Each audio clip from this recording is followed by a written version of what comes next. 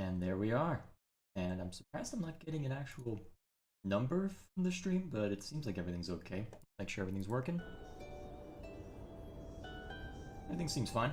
Okay, so I meant to do this on Tuesday, but given the circumstances, well, I needed to help someone move into a new place, so wasn't able to do it then. So I figured, you know what? I'll start either just do small highlight clips on either Tuesday or Thursday, whichever one I'm not streaming on, and for the one I am, back into Pyre. There's no time now to return to Moonlight Alcove as before, as the stars already urged you on. Everyone is ready to make haste for the cairn of Hau. And away we go. There. Wolfred approaches you as you fly above his hidden lair at the Moonlight Alcove. You cannot help but wonder if you shall ever return there. Oh dear Alcove. I've asked my agents to break down the place. It soon shall be gone, if it isn't already. We shall not be returning. We've not the time to do so anyway. And with Orlek back among the living now, and no longer fond of me, I dare not think what he would do with it. Unfortunately, hiding places are of little value once they're found. Once all of this is over, those of us who do not manage to return, we shall have to find another place to live. To try to live, at least. Fun times. Although it does make me wonder if... It does make me wonder what that's going to result in. I mean, will it be possible for all of us to eventually come back to some extent? Because if they are successfully able to change things in the Commonwealth, what the heck? Huh, interesting. Because if they are able to change things in the Commonwealth, I wonder if that will allow us an opportunity to return somehow.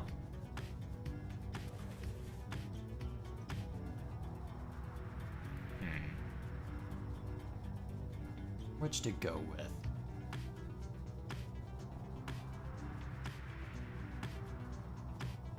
Let's go here.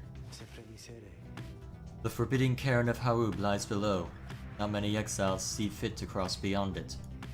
Some fear that the listless remains of Shaq's 6 shoulders shall snatch them up if they attempt to cross. Others simply do not want to pass through to the flagging hands. Few know its true significance as we do. Although your adversaries, the dissidents, should be on their way there now. Soon you shall confront them once again. Let's go over here.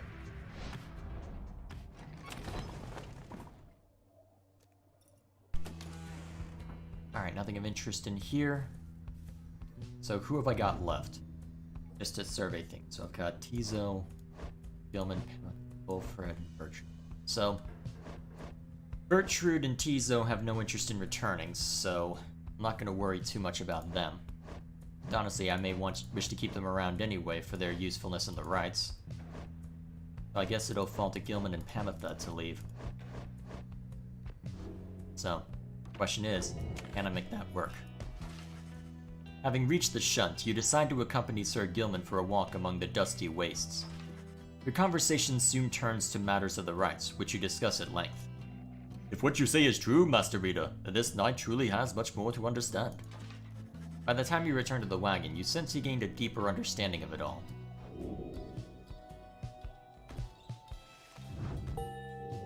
Oh, neat. Very nice.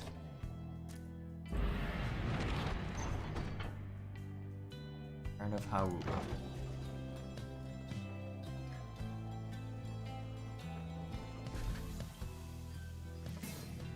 Stop the wagon, now. The black wagon is shuttered to a stop en route to the cairn of Hau. There is some commotion as Wolfred motions for everyone to be still. There, head. Seems we have a visitor. He points into the distance. However, when you scan the horizon, everything is still. You see no sign of whomever Wolfred referred to. Still, he indicates caution. I am certain that I saw someone, directly in the road. A tense moment passes, then another. Then Wolfred tenses up. There he is. Look there. You look toward where he signals, and then at last you see the cause of his concern. There is no mistaking who it is. Orlek stands there, near motionless, atop some forgotten rock jutting from the desolate sprawl, a fair distance away. He stands directly on the path of your black wagon. Yet he shows no sign of acknowledging the wagon's presence. He appears only to be waiting for something, likely for you all. Wilfred gets your attention, quietly. Well, my boy, I'm open to suggestions here. Orlek likely hasn't come to pay a social visit.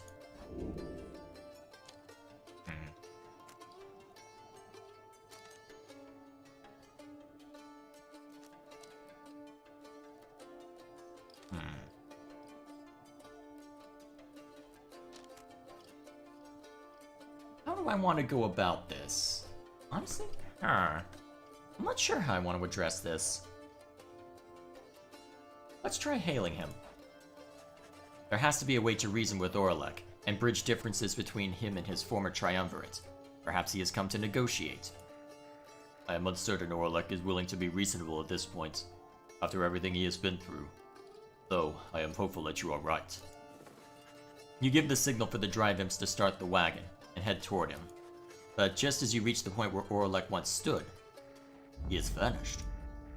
Surveying our strength, perhaps. His motives are plain, but his intentions unclear. Wait, aren't those synonymous, though? I mean, what do you mean by that? Motives are plain, so... I'm not gonna have to think on that line. Indeed, Orlek is nowhere to be found now. The unnerving encounter causes everyone to fall silent for the remainder of the trip. Is he gonna show up in our next ride instead of our real opponent? Your wagon finally arrives at the cairn of Haub, where there is still no sign of Orlek, or your next adversaries for that matter. Your companions organize a quick search about the premises, leaving you to watch the wagon until the ride's commencement.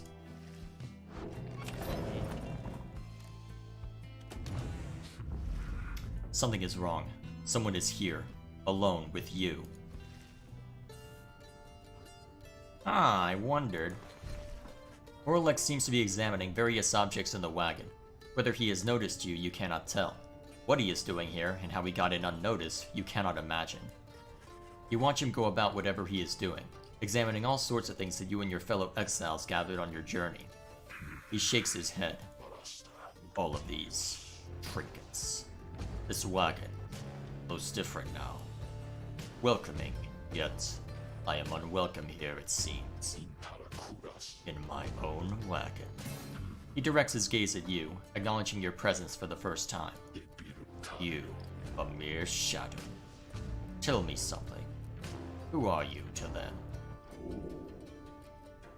I am their friend. You tell Orlek that you have traveled all across the downside with this group, and count them as your trusted friends. It is a different group now than in his day. A friend, is it? Beware then, for the Nightwings do not always treat their friends with all due charity. Relay to them a message for me, Shadow. Tell them, I shall have my night. He strides right past you toward the door, but then he turns to you again once more. I shall have my night. Then, Orlek is gone. That's gonna be fun. So, I'm trying to think, how many liberation rides do you think will be left? Reasonably, they can't do more than 3, but the question is, will there be 2 or will there be 3? I think that's really my question, because I don't expect it to end at this point. Given everything else that could potentially be seen to. For now, though, several of your companions return as you exit the wagon. You explain what happened. However, none of them saw Orlek. I believe you, my boy. Orlek, he is unwell. It is good you did not come to harm. Now, let's make sure the same can be said of the wagon. You and the others conduct an exhaustive search in and around the black wagon for any signs of objects missing or tampered with, as well as signs of damage or foul play. Excuse me. The search yields nothing. No one can find any sign that anything was moved or tampered with. Even the drive imps seem calm. The incident leaves you questioning your own recollection of what happened. You try and clear your mind, but the ride is soon now to commence. Oh, hey guys, let me tell you something real quick. Now, I happen to have heard that Mr. Greentail, he's moved on or something like that, right? Well, I just want you to know he was one of my favorite customers, and because of that, I'm giving you the same great deals, okay? I'm sure. Interesting. So, as a last-ditch effort, I could go with that. Still. Just not a lot of customers today. Honestly, I haven't been focused too much on that sort of thing anyway. Well, on resources. I get the feeling I'm not going to find all the pages on this run, if assuming that I care enough. I'm certain I could look them up if I care to, though. That may be what it boils down to for me. Let's rearrange things a little bit.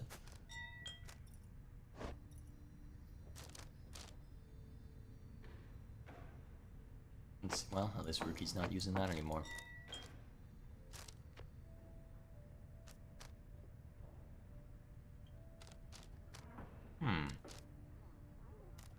Only certain people can use those cursed talismans? Interesting. No matter. So, who are we up against? The Dissidents? Or the so-called true Nightwings? As the sky above the cairn of Hawub darkens, your companions watch in silence and await the commencing of the rites.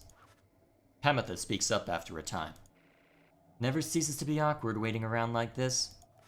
Now everything is ready, and the stars begin to shine once more, precisely as foretold.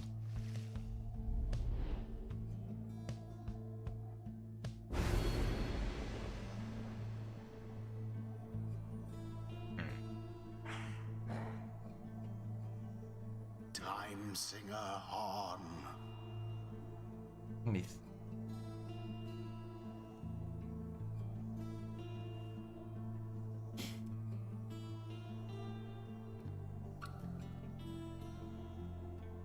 Unfathomed plurness.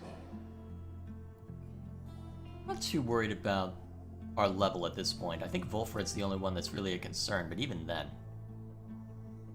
Sylvius horse-headed. Dolnis the locket. Endriga the widow. I think this should be fine. I think we can take him with this. I mean, we've dealt with these guys before, so I'm not too concerned. Although if it's the true Nightwings, this might be tricky.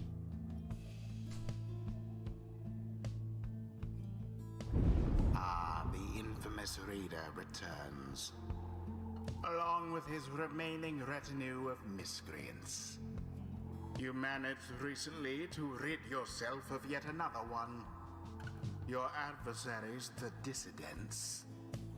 As with you, they must be very desperate for their freedom. They shall not make it any easier from here. I would expect nothing less.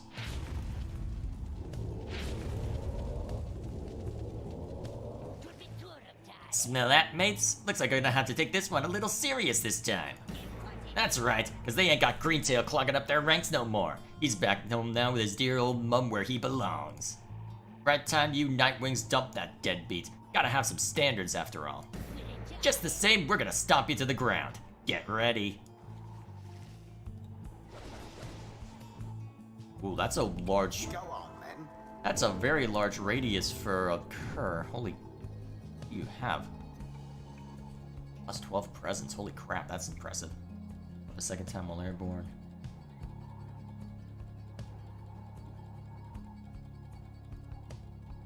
Okay, so that's one that we're up against. And it looks like they can avoid banishment. Alright, so it looks like they've all got the same, so... Let me think. I'm thinking the best way that I can deal with them, let's see, is probably zoning them, so that means... Who to bring out? I'm thinking Volfred and Bertrude. Thing is, how do I... Yeah, I know, I'm taking my sweet time with it. Volfred for sure. Volfred. Bertrude. And I guess either Tizo or Pamitha to zone them properly. I'm thinking Pamitha. Pamitha. Fine. Oh, I'm ready for them. Been itching for another go. Let's have it, mates. Tear 'em to shreds.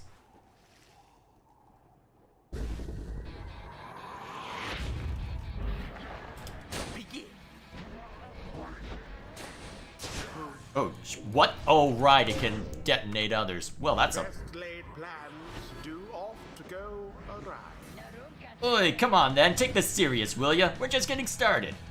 Oh, you scum, you're getting paid for that.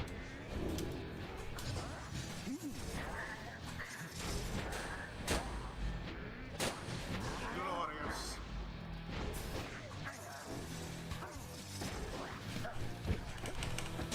The bog crone dove into the flame. I'm surprised you let me get away with that.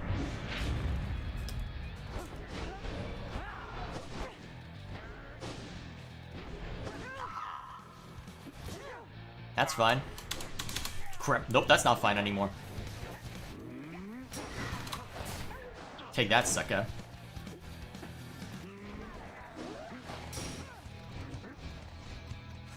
Oh crap, that ran out my stamina, didn't it? Simply abhorrent. From burning flame Okay, I did not think this strategy all the way through. They are moving a lot faster than I expected. Oh man, that detonation is killing me. remember everything which you hold dear.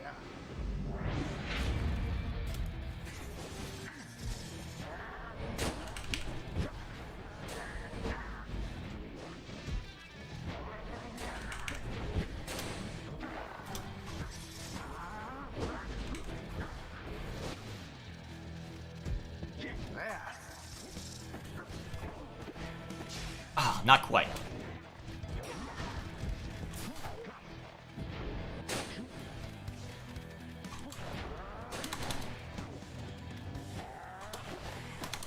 Gotcha! Name of Solium Myrrh.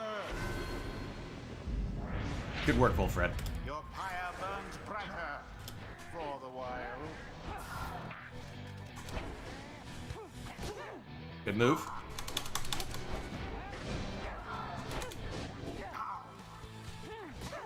Good move.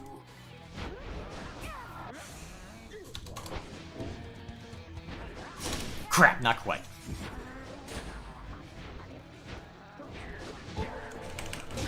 Nice. Done. Wait, that's it? Oh, I forgot you can hit hard. Managed to prevail. Alright. Perhaps they do deserve their freedom after all. Don't sound so disappointed. The ceremony is complete. What happened back there, mates? I'll have your hides for this. Bask now in the wisdom of the scribes.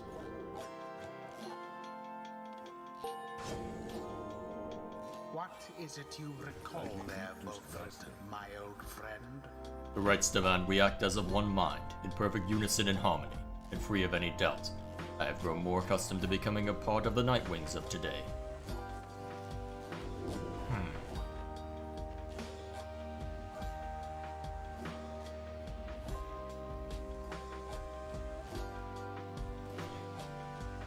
That sounds fun. Apparently, the exiled Bertrude is committed to the path. This land, so rife with eldritch knowledge, long forbidden in the Commonwealth. We learn the stuff of fear itself.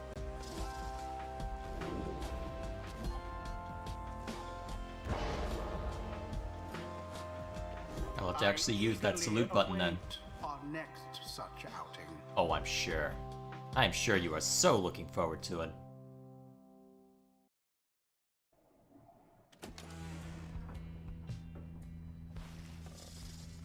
Back at the Black Wagon, you find the lone minstrel examining your fellow exiles after they overcame the dissidents rather soundly.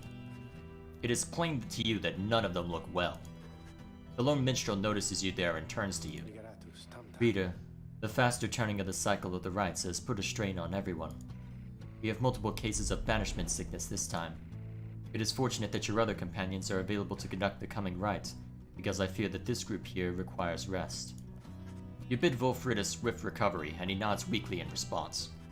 You exchange a look with Pamitha, who seems exhausted after the last rite. As for Bertrude, it is clear to you that she wishes to be left alone right now. You leave the lone minstrel to look after them, and turn your attention to the stars that remain shining in the dark outside. How the heck am I supposed to win with just two people? The stars yet shine for you, revealing various paths forward.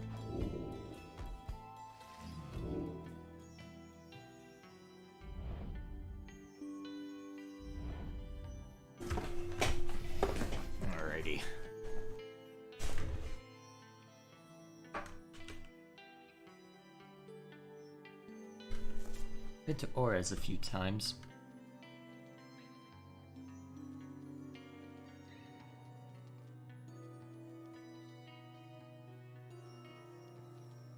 Been to all three of those pretty well, decent amount already.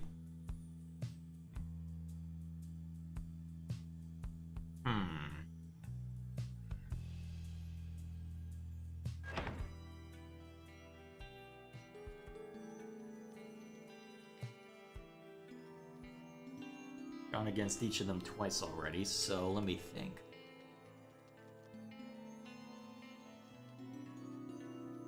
I've been to all of those once, so there's nothing that I could gain from the Book of Rites, so... Let's give the Pyre Hearts something to... Well, let's go annoy the Pyre Hearts a little bit.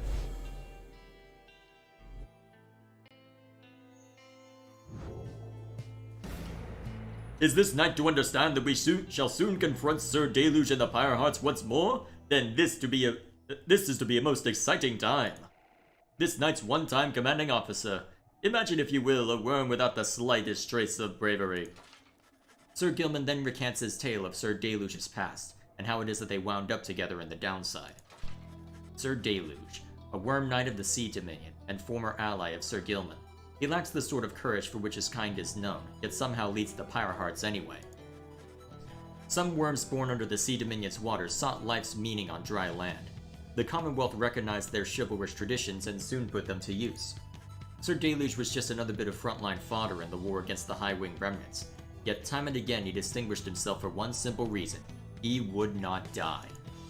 His unusual instinct for self-preservation kept him safe in many battles, and over time he was repeatedly promoted for lack of any real competition. Then in the Battle of the Spiral Sanctum, when retreat certainly was not an option, Sir Deluge retreated anyway. This was a breaking point, and he at last was sentenced into exile. In the downside he sought water, where he made contact with Sir Gilman and other members of his kind. They all saluted him as their superior. The other knights had little choice but to respect his rank. As the Pyre Hearts, they conduct the rites in the name of their great hero, the Underking Ores, while adhering to their strict code. This knight might not have failed quite so miserably at the Battle of the Spiral Sanctum, had his entire regiment not turned in disarray after Sir Deluge fled.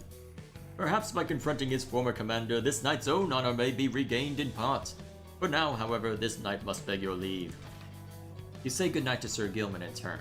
There is no time to make flight preparations now, though in the morning you will press on once again.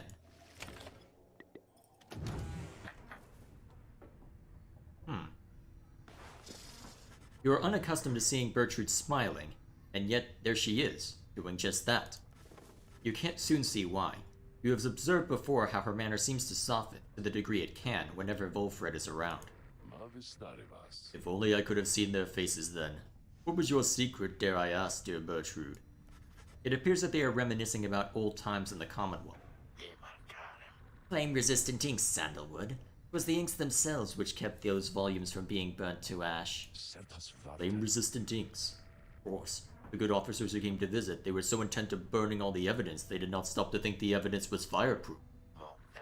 Alas, that they later found a way to burn the stamping press regardless. Thy written words, they moved us many times, and many others whom we knew there in the southern bogs. No matter, dear Bertrude. What's done is done. At least we made it difficult for them, is that not so? While introducing some of our fellow citizens to new ideas. Perhaps. The words would not have reached nearly half as many were it not for you. Not to mention how I managed to elude them for another decade or so. I am ever thankful for your sacrifice. My thanks shall not be necessary, Sandal. Why, you shall have to take them from me anyhow. Thank you, Bertrude, for helping to fulfill a modest author's dream. What's good a stamping press without good inks? Good at all. They exchange a laugh at this. But then, even still, and through this new ordeal, thou hast no love for us. Is that not so? Bertrude. Nay, we understand full well. Thou needst no further explain thyself. There are different kinds of love, Bertrude. That account thou hast nothing to teach us, Sandal. They each remain silent for a time. Our hearts, they cannot be controlled, Bertrude. Placid things they are, They act well on their own. He puts away his pipe. I am blessed to have you in my life. Back in the Commonwealth and here as well. I mean that. Although, I know that it is not enough. At first, Bertrude does not seem to acknowledge this in any way. But then... Nay, Sandalwood, it is enough. It is enough. She departs without awaiting a response, brushing past you as she goes. Wolfred soon turns away as well, politely bidding you a good evening. The two old friends have evidently managed their way past certain tensions in their long-standing relationship. They rather seem to draw a certain strength from one another. Curious. I wouldn't have expected to see that kind of relationship between them. Nevertheless, carry on.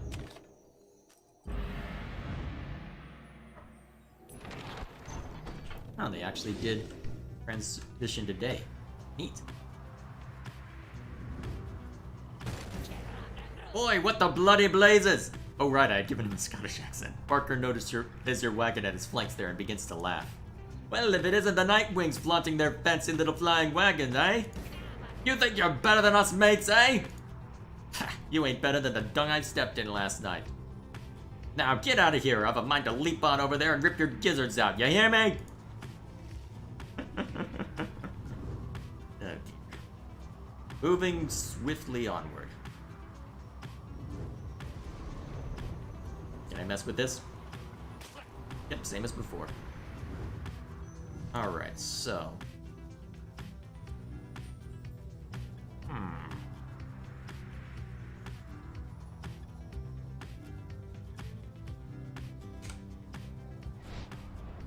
Black Basin. So, what do you want to explore this? Alright. Together with Bertrude, you venture forth into the razor brambles of Cinderroot to ensure the path is clear and check for anything of value. We have seen enough now for the time. Let us return. You sense Bertrude's spirits lightening to some extent. The survey is brief and uneventful, leaving you with time enough to pursue your vocations on your return. I think the best thing I could probably do is forage. Let's see what's over here for now. More from Bertrude? You approach Bertrude just as she has finished polishing the various bottles, flasks, and vials that your fellow exiles have collected during your travels through the downside. The evidence of thy travails. How brazenly ye put them on display. Ye tempt these lands to swallow ye. She lets out a long breath. Nonetheless, these trinkets stir out memories, not merely of these lands, but of the country whence we came. Know, read one, that we are here because of Sandalwood. We met him long ago with the southern bogs. He offered many courtesies, and in exchange we found agreeable. We sought them certain reagents, necessary to our studies of the heavens and the earth. And he knew to procure them. In exchange, we were to boil for him our finest inks, a certain recipe notorious yet secret. Its stain could never be removed. Oh, but the Commonwealth misliked it. It was then we first began collecting samples of the regions of the downside, for Sandalwood was ever true to his word. Long had we studied this accursed place, Black Basin, the chaos of the deathless tempest, the richness of the bogs of flagging hands, and so far away, and yet they called to us. If Molten Milithy was able to traverse the downside in its entirety an age ago, then surely 'twas not beyond reckoning we could do the same. Furthermore... But she hesitates. It matters not, reading. Thou hast indulged our tales long enough. She slithers away without further explanation. She seems reluctant to discuss the circumstances of her past with Wolfred, yet you sense that she is here by choice. Well, that was obvious. So, wait, only Pamitha and Wolfred got knocked out? I'm surprised that Bertrude didn't also get knocked out. Well, by that, what is it? The ritual sickness? Still, I guess that means I'm basically stuck with these three. I hope I'll be able to handle them, although the Pyre Hearts have been pretty easy to take on for me, so I'm not too concerned, but we'll see what happens.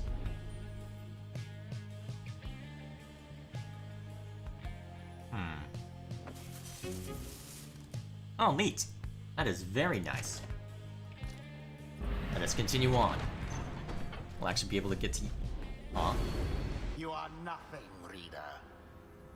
Nothing but a mindless child. Your every action is a stain upon the legacy of the 8 scribes. The rites have been a long-held secret to keep out those such as you. Said the one who's... Yes, said the one who's coming into my dreams, basically, and giving me what for? I mean, aren't you not even supposed to talk with me? Unless we're actually... what do I know? You wake from what little sleep you managed this past night. Once more, the voice tormented you within your dreams. You attempt to rid your memory of it. If the voice truly is that of the Archjustice Androboles the Ninth himself, as Wolfred indicated, then none of you are likely to receive too warm a welcome should you regain your freedom.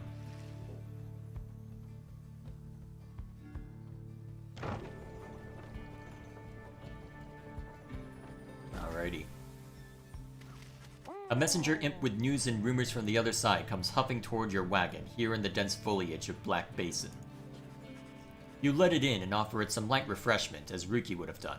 The imp's message turns out to be about him. You learn Ruki's past transgressions have all been forgiven since his return to the Commonwealth. He was even offered a well-appointed home and a place of business. It must have represented just the kind of lavish lifestyle that Ruki always claimed to have had for himself and his extended family. Eventually, and somewhat reluctantly however, he refused the gifts. Instead, he tracked down Wolfred's agents and gave them ample information, thus emboldening their ranks.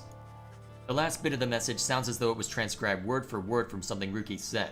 It simply reads, "The rest of you better get back here soon, or else." You thank the messenger imp for the report. Soon it has all your companions talking. Hard to believe he would have turned down living in that kind of luxury, though maybe he got used to it out here. Tizu was happy to learn that Ruki joined the revolution in the Commonwealth. "Ah, the noble Ruki! He sets a shining example unto us all." We understand this Ruki holds no small degree of influence, at least among his kind. I had every faith that our friend Ruki would stand tall and rise to the occasion. The news of Ruki's liberation fills you and your fellow exiles with newfound resolve. The messenger imp accepts some scraps to eat from you and rushes off. Alrighty. Now let's actually spend something. Oh, hey guys, what brings you here again? Let me guess, the finest deals in all the downside, that's what. Am I right? I got a deal for you. So, at this point I probably can't spend too much time going for trinkets, so I should probably just go to... Well, I should probably just gun for upgrading what talismans I do have, so... And I can use this to unlock stuff at the Book of Rites as well. Although, what has me curious is if I'll ever need these again, because in theory I'm not going to need them ever again. So... Here's what I'm gonna do. Okay, so now that that's been done, what I'm curious of is... Can I sell these? Oh, yes I can. Okay, hopefully I won't need Ruki again. Well, hopefully I won't end up in a circumstance where I play as Ruki again. Presumably he's gone forever, but still, that could be a good way to supplement what I've got. There are natives in this land with some capacity for thought, and oddly keen instinct for the mercantile. Suspicious creatures, but not disagreeable entirely. From time to time we make exchange with them. They lust for coins, for the Imperial soul, but why they do not say. We speculate it is a delicacy. It serves us little purpose here, while their slug market wares are sometimes valuable. The creatures appear drawn to places where the heavens shine the brightest, perhaps because they know we are here as well. What they want exactly is unclear. We taught them of our lands, yet they remain preoccupied with simpler things.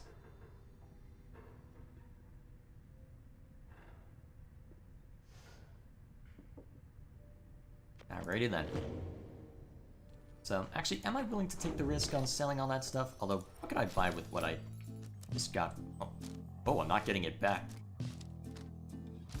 That's probably for the best. It's not like I could use that. Let's buy more stuff. Alright, no more Huh. Or this. Maybe that's how I get this once that I know it's probably going to be the last rite.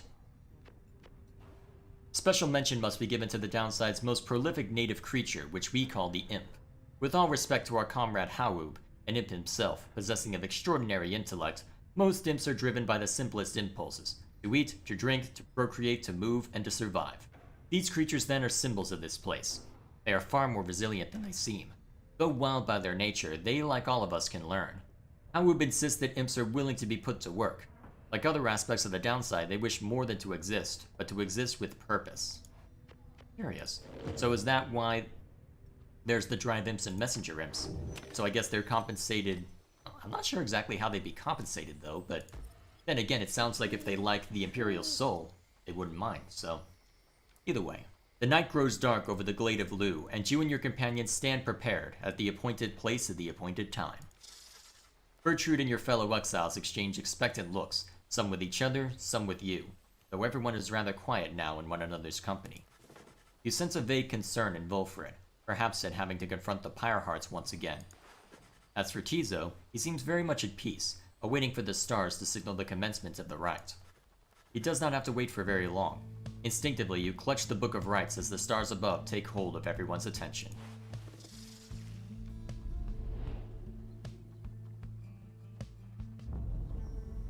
Why is there a red tinge?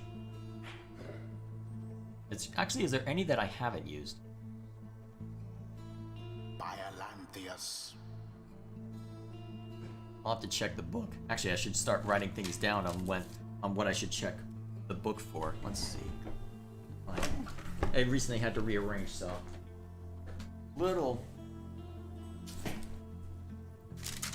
I'll worry about that later. I can always check off stream, so I won't distract too much from the here and now. Let's see.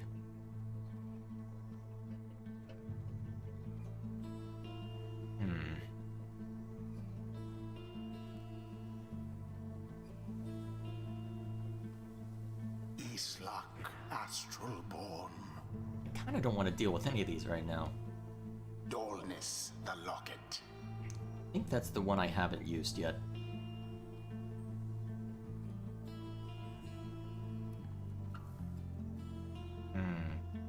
Sylvius Horseheaded. I'm not too worried about them, so let's try these two. I think I can manage with these two against the Pyre Hearts.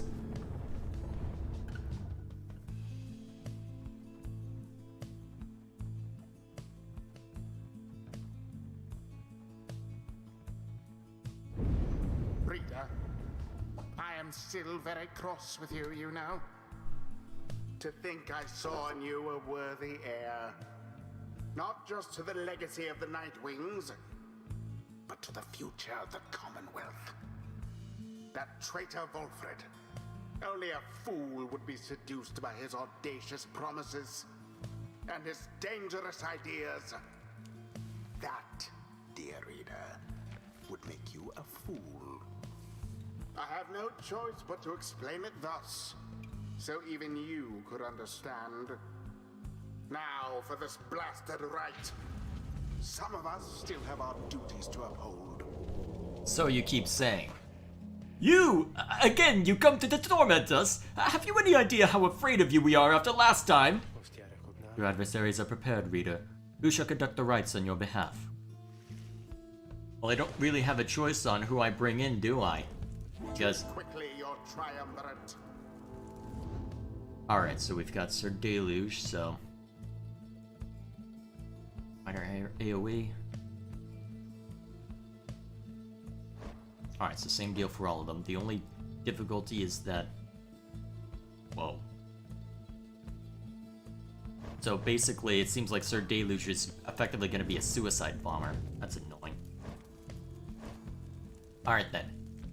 Tizo out front. Tizo. Sir Gilman to the side. Sir Gilman. Gertrude guarding the rear. Gertrude. That should work just fine. Predictably decided. Predictably decided? That was literally my only choice, sir. We await the ancient rites commencement. We are not afraid of you, especially not this night.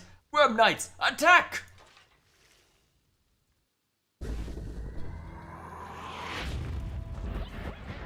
Commence.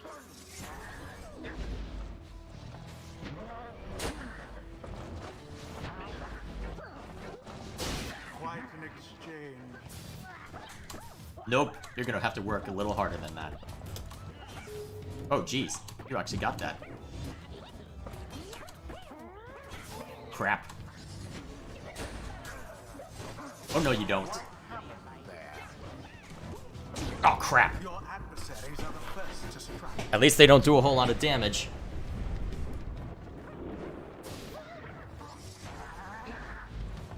You mistimed that. Poor little bug-eyed worm. Oh, no, you don't. The Morcrone dove into the flame. Have Sir Gilman plunge into their pyre? The Nightwing shall prevail at this rate. Crap. If I were that one, I'd be rather angry.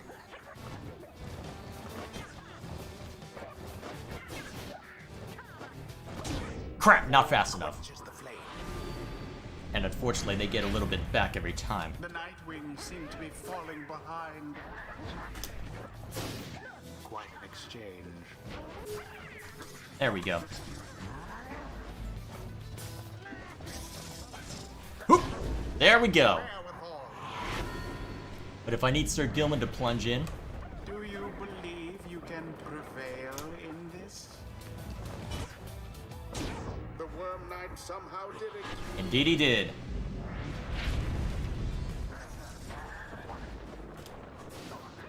Good. Crap, not fast enough.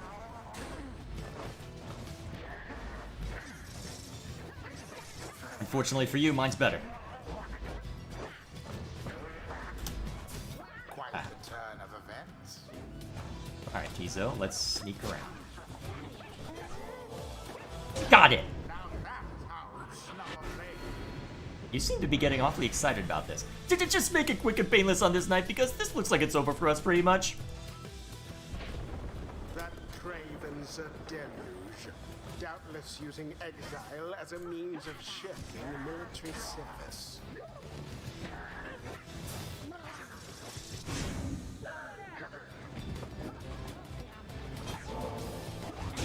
And it is done.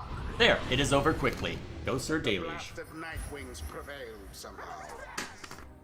May their next adversaries fare a little better. Whoever I'm pretty sure I know who we're up against. Alright, it's ended. Now then, if you're quite finished making sport of us, then we shall slither away in humiliating disgrace. Thanks. Wow. There is much to learn from this experience. Oh wow, Tizo's maxed out. Nearly maxed out anyway. Won't take much more.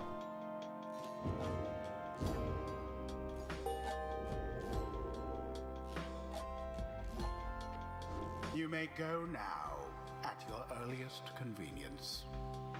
Oh, sounds so annoyed. Sec. Alright, there we go. Actually, hang on. Messing with my stream window a little bit. There we go.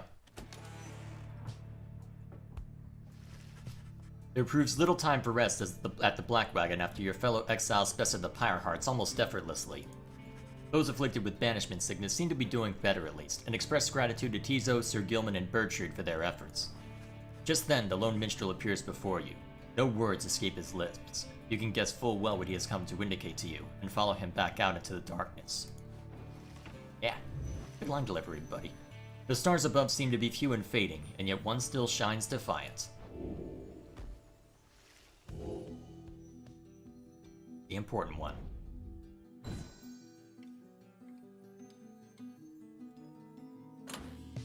Slowly but surely making progress. So who are we up against? Ah, Udmilti. Well, we did permanently debuff for a while back, so we should be okay.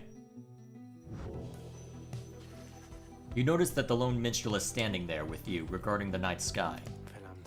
The Gate Guardian and I, we have paid witness to the liberation rites upon the fall of Solium for a long time. We have seen much. And so, I am a bit taken aback is all, to see something which I have never seen. You look upon the stars together for a while. Then, I wish for you good fortune, and the wisdom of the scribes, on your ascent. The lone minstrel leaves you there alone under the night. It has grown very late, and you need rest. The Black Wagon shall have to take flight again come morning.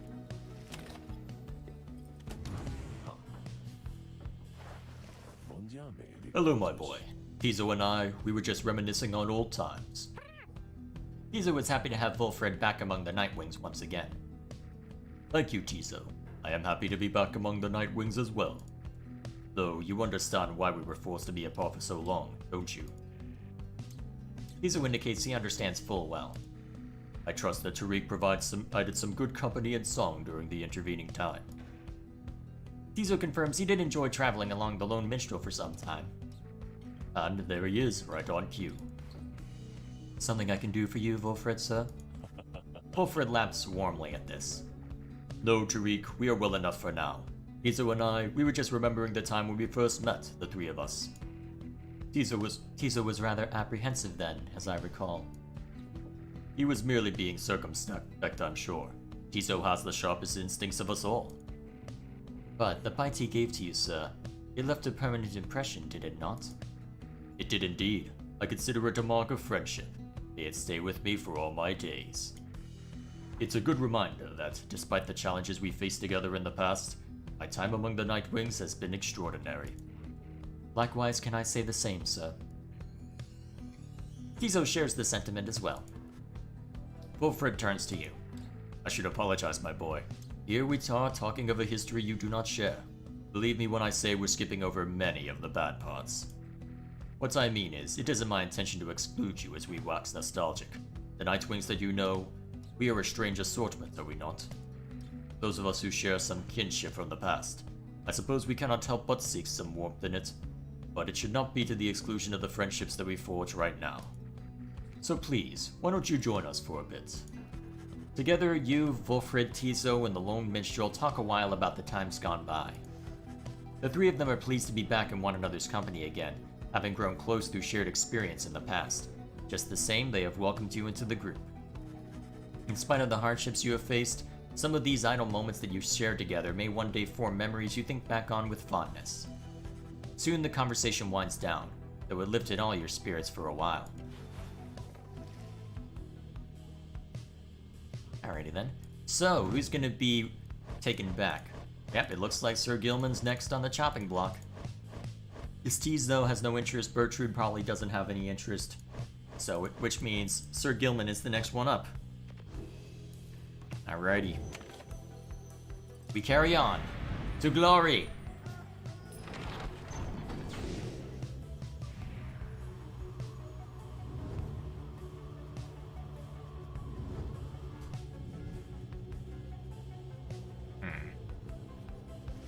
Something appears different now above the Sacred Mountain west of here. The lands near Emperor's Ascent and Emperor's Fall appear ashen. On the other hand, the once precarious regions below, which you know as the Temple High Road and Temple Cistern, seem swept clean by the elements. Wolfred observes all this alongside you. It is as though the entire downside is now well aware that soon the cycle of the rights shall cease to turn. The weather lately has been very much unusual, to say the least. In this case, however, it appears to have afforded us a bit of a shortcut. We should be able to make landing closer to Scribe's Gate now. Just as well. I think all of us are feeling rather more on edge these days. A swifter journey to the summit means we can all conserve our strength for the coming trial. I'm not likely to use Bertrude in this bout. You arrive once more among the narrow passageways of Mount Elodiel. It appears that Admiralty and the Withdrawn have already arrived along the other route.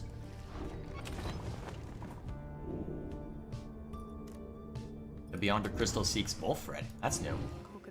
I was beginning to wonder when you would return. Please, reader, leave me be. I ask that you leave me be. Go on about your business. Go, watch the stars die out and get your idiots their freedom. And you be sure to tell the herald with whom you consort that Sandra the Unseeing did her job. You tell him that. Perhaps that way he shall put in a good word, and the scribe shall finally provide for me a bit of reprieve. She falls silent for a time. I do not know what else to do, reader. But you remain with her, letting her draw whatever strength and comfort from your thoughts as you are able to afford. That was kind of you. However, let us conduct our business. I care not for your pity. Do not come visit me again like this without my asking. I insist.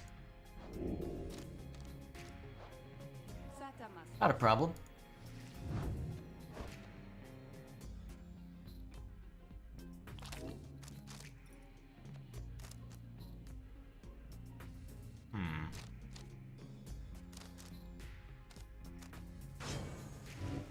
You asked Sandra to administer one of her special trials for Volfred. That fancy-talking sap, you mean?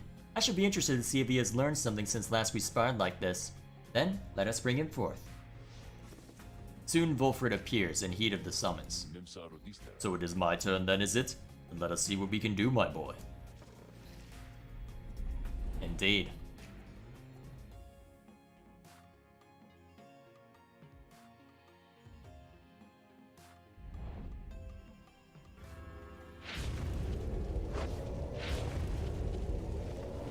The apparition Sandra appears and unfastens her mask. Listen well, sap. You answer to me here. As you will, O Sandra the Unseen. Proper as ever then, though I wonder if you have the wherewithal that you project. Show me then what you can do without the benefit of those whom you would lead, and let us see if you and your lovely reader have reached as a thorough understanding as of yet.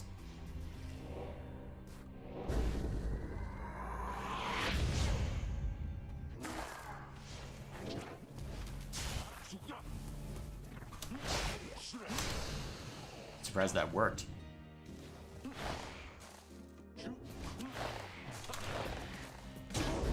There we go.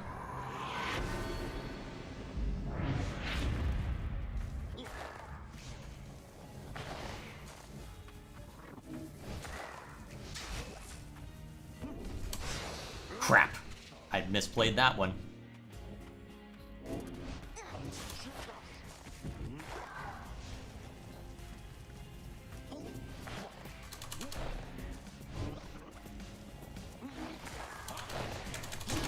There we go. That teleporting ability is really useful.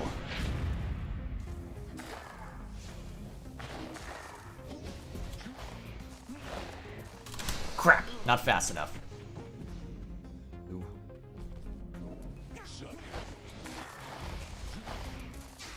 There we go.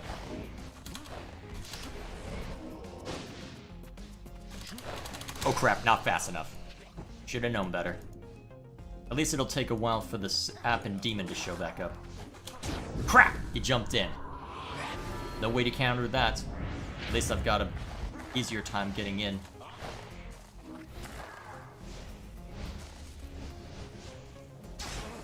Whoops. Not exactly how I intended that to work, but it technically worked. Nope.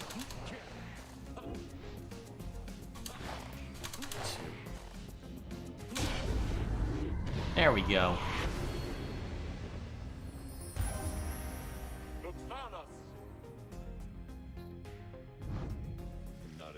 I am grateful for the privilege of your time, good Sandra. Flattery shall never get you anywhere with me, sap. Nonetheless, your performance was sufficient and you passed my test. Thus, congratulations are in order to you and your lovely reader. Now, farewell. Alrighty.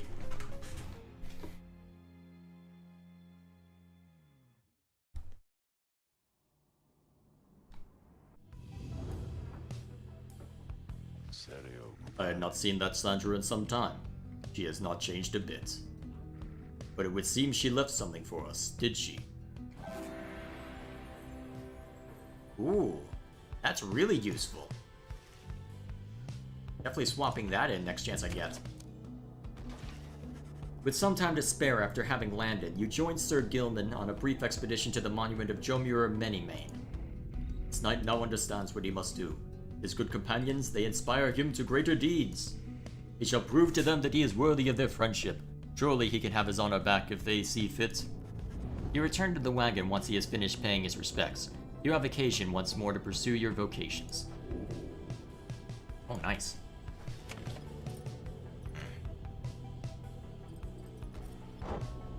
Let's finish studying in private. You remain intent on further studying the Book of Rites, and find a place where you can concentrate upon it. The book seems to push back against you. Your sense of its hidden meaning crumbles under layers of contradiction, of missing details, and yet, you feel a thorough knowledge of it now. It is more artifact than book.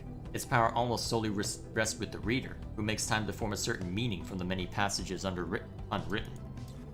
Yet the glimpse of knowledge you approach just then called back at you to stop, and to go no further. not to press too forcefully against the outer limits of your understanding. Nevertheless, for what you recognize shall have to be the final time, inspiration comes to you in a flash, whether from the book or within, even now you cannot tell. Alrighty, that's all I can do when it comes to studying. You look up to see the lone minstrel there. You had not noticed him. He looks up with you with strange eyes, a color not unlike the bindings of the book, and he smiles at you, faintly. The moment passes, and he turns to go about his business. He leaves you there. You realize you are clutching the Book of Rites to your chest. You manage to pull away. Huh. Was Tariq a reader at one point? Actually, that would be interesting if that were the case. Makes one wonder. Again, you stand before Scribe's Gate, where the gate guardian regards you all above an archway carved from stone. The exiles of the Nightwings. You must know that by now that once the stars no longer shine, the rites shall cease. For now, step forth. Except for you, Tariq. You stay right there. Greetings, Celeste. The Nightwings are prepared. And as for me, you shall not blaspheme under the gate again. Do we understand each other, Tariq? Aye, Celeste. I apologize for my behavior before. I shall adhere more strictly to my duties. Be sure of it. Now, each of you come forth. Please state your name and what it is that you seek whilst crossing Scribe's Gate. One by one, your companions cross the gate, until it is your time to do so, and you follow them in turn. The gate guardian regards you all, then waves you through toward the summit. The 8 scribes bid the Nightwings welcome. Go forth with glory. And I am free to accompany them, Celeste? Or shall I remain here? She looks at him for a while. You are free to accompany them, Tariq. As you will, Celeste. Until we meet upon the summit, then.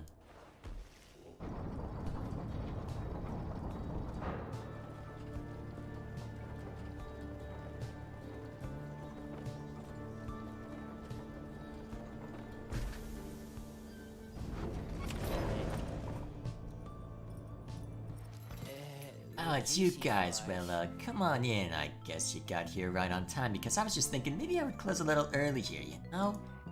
Business has been real good, and everything is just, it's been a little slow in spots, a little slow as well, so I was thinking maybe I should do a sale. What would you say to that?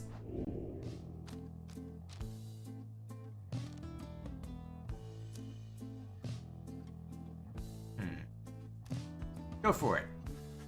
You suggest to the Falcon Ron that a sale might be a good idea to liven things up a bit. Well, I guess that's maybe a way to look at things, and so then I'm gonna think about it, stew on it a while, but no promises, okay? So, you buying some near or what? Oh, that's a really neat idea.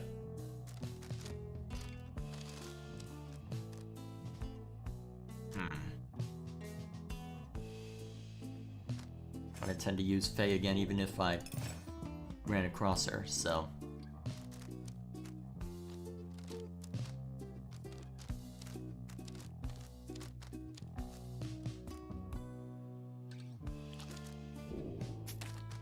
I guess I can just purchase these so that I can get the purchase count up.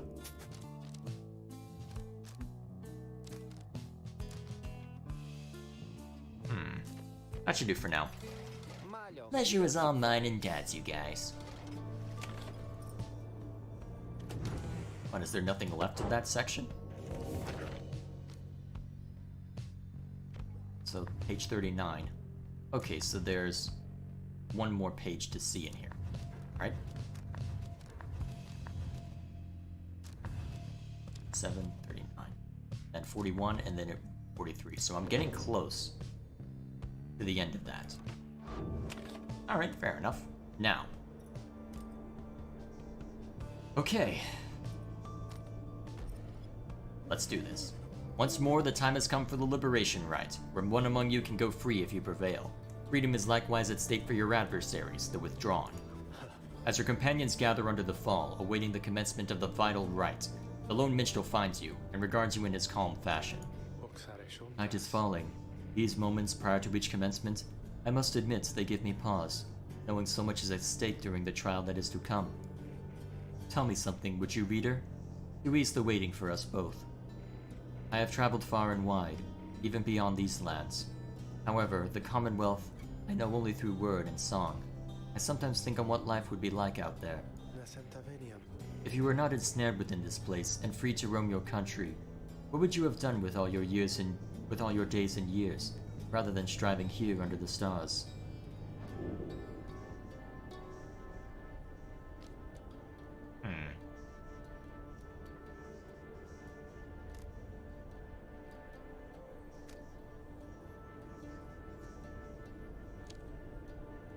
Well, given what I was thrown down here for, probably this. Perhaps it was inevitable that you were to be cast into exile. You cannot abide the state of things within the Commonwealth.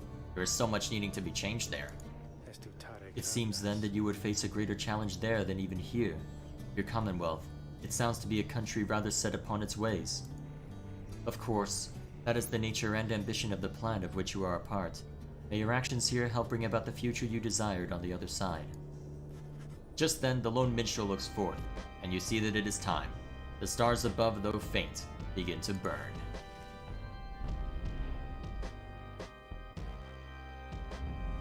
Alright, not taking any chances this time. No chances.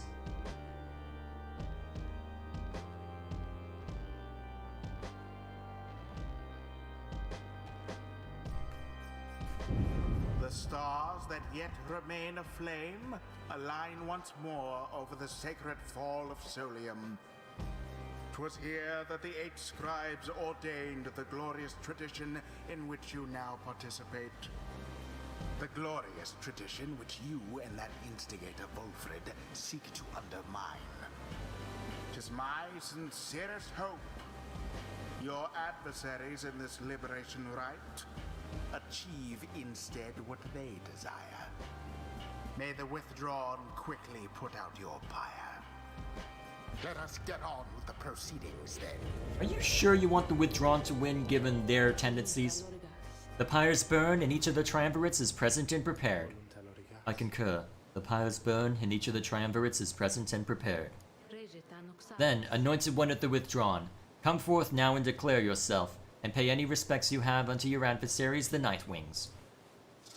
The bog dweller Udmildi appears from the shadows and reaches for her mask.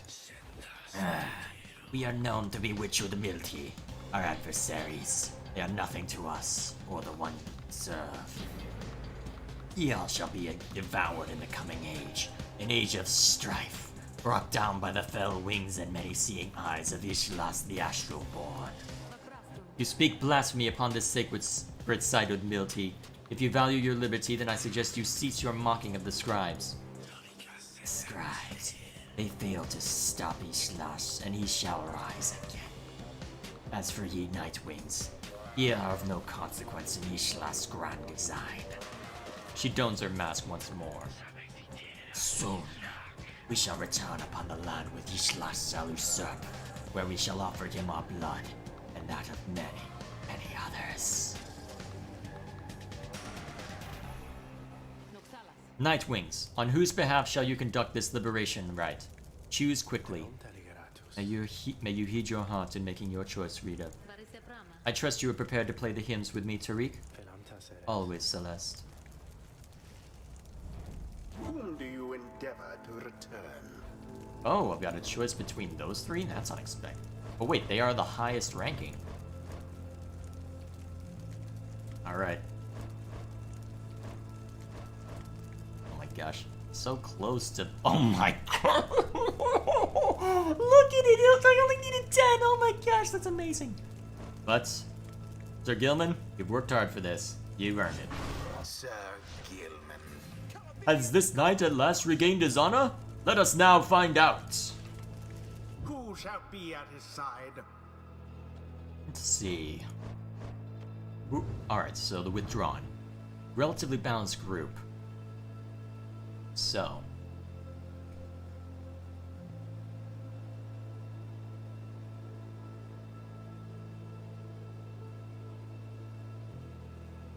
Okay, so no matter what, she's gonna hurt like hell if she dives in successfully. Then...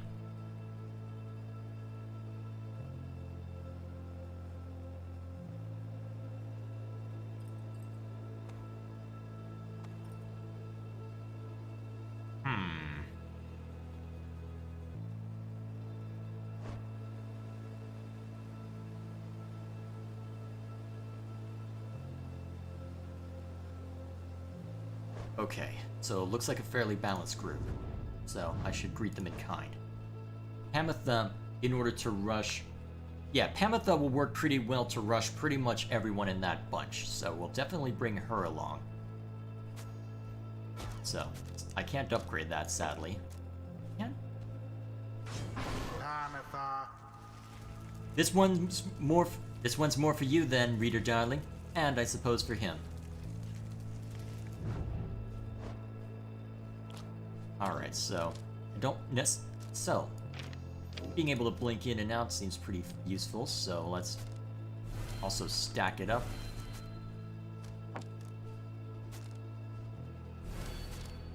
There we go. Now we can go much faster, so that's going to make him surprisingly effective for getting up in their face. It means his defensive strength isn't going to be as good, but I think that'll work pretty well. Wolfred. Let us prevail on this night for you, Sir Gilman, and for the good of our railing nation. It is done. Soon, Slash. Very soon we shall release thee. We shall release thee, and as for ye Nightwings, we have much in store for ye. We'll see about that. Commence.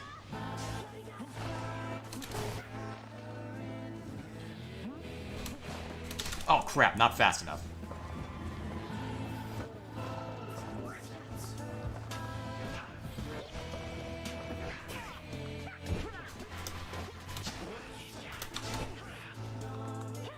Oh jeez! I did not expect you to jump that far. Holy crap!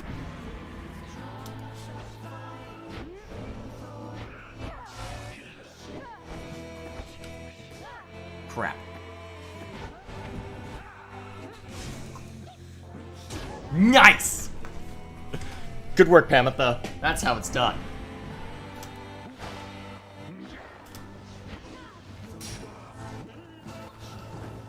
Ah, crap. If I had jumped, I might have been okay. 3, 2... Dang it!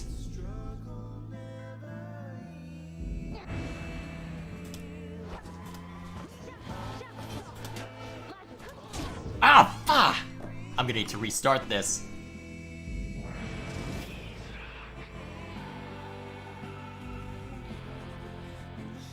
Oh, jeez.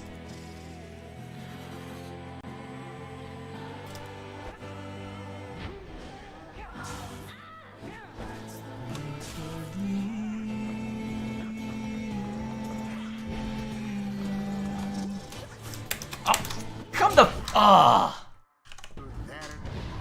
Nope.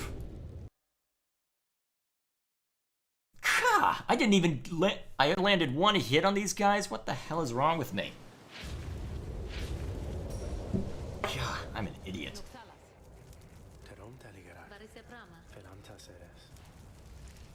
I did not expect... Whom do you endeavor to return? I did not expect Wolfred to work it exactly the way he did in that.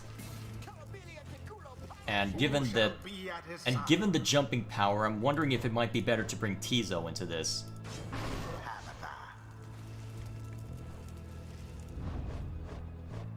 Yeah, I'm starting to think Wolfred might not be a good choice here.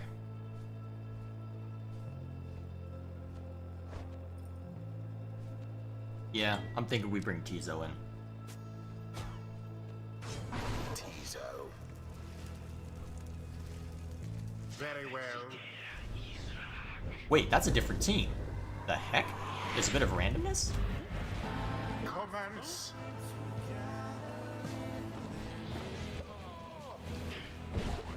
There we go.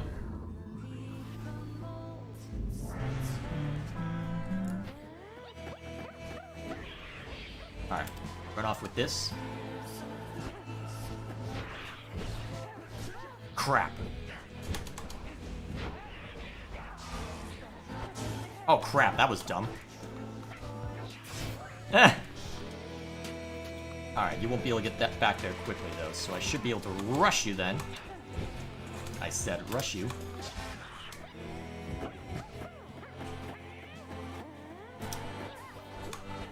Ah, hell.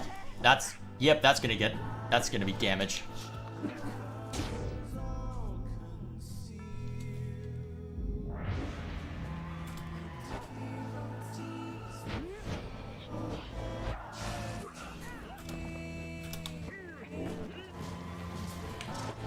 I can't believe I got away with that.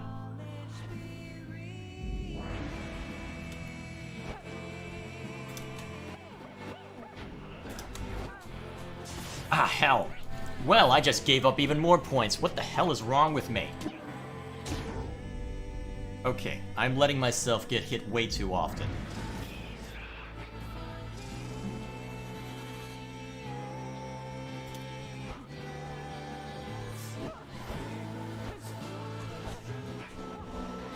I can't believe that worked.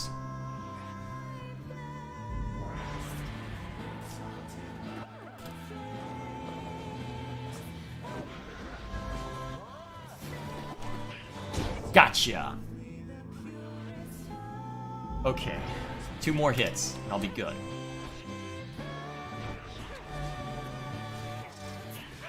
Crap. Get out of the way.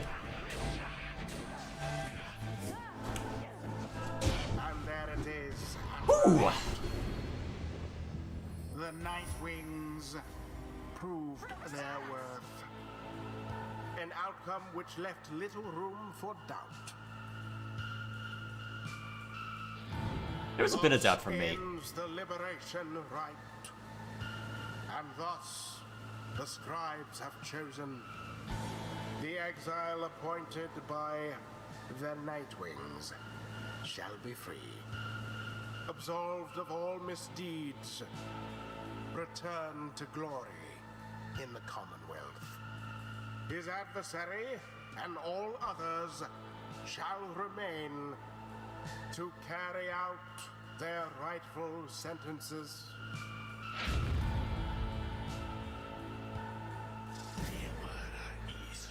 Know that this affront against Sislas has been recorded, and his vengeance shall darken the skies.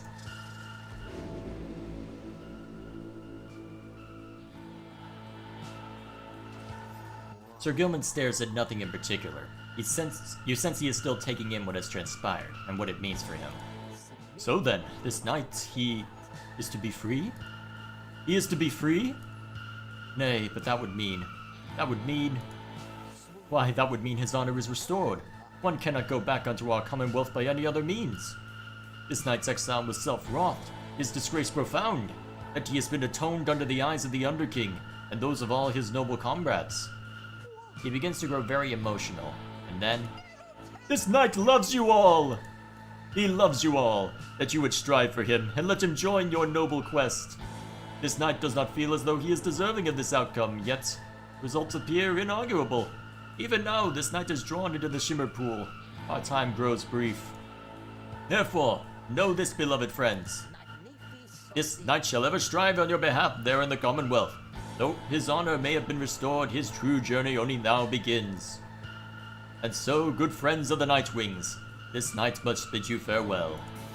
However, the bonds we form together shan't be broken by mere distance. Nay. Strive on, good friends. Strive on. You can still hear Sir Gilman as he vanishes into the Shimmer Pool. If this lowly knight could achieve such glory, surely can you all. For now, farewell. Farewell! Godspeed, Sir Gilman.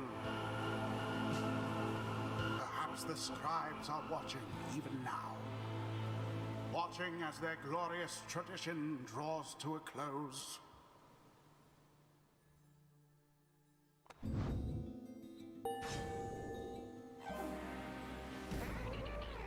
A hidden power, a terrible unbridled fury seems to have awakened within Tizo. All in all, he seems very enthusiastic about it.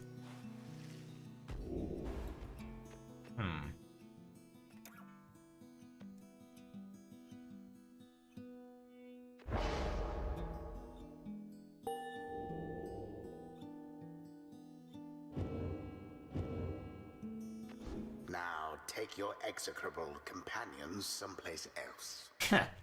Nice to see you too.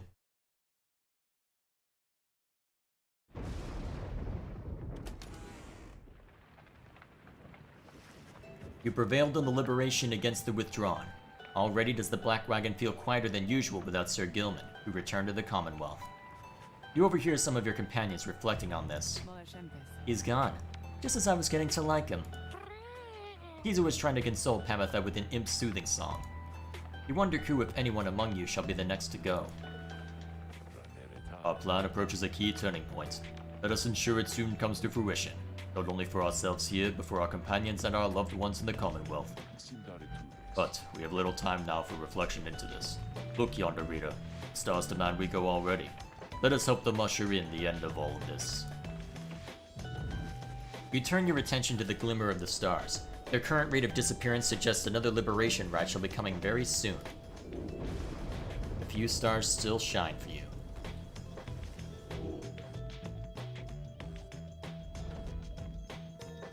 Chorus. Goal.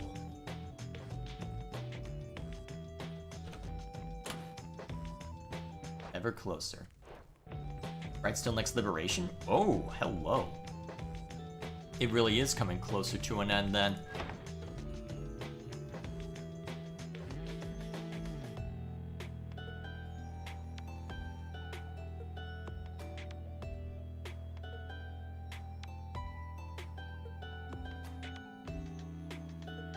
You know what? We actually got through that faster than I expected, so I may as well go another round. Let's see if we can finish the game tonight. I don't really want to deal with them, so I guess I'll just go here.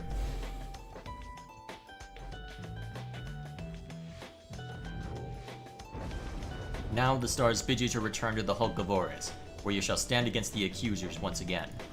Your adversary Lendl the Liar likely knows the cycle of the rites is drawing to a close.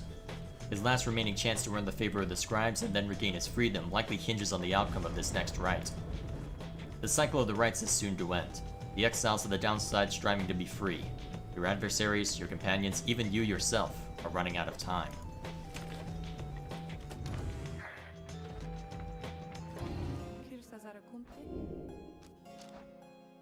Gotta poke that a little bit, right?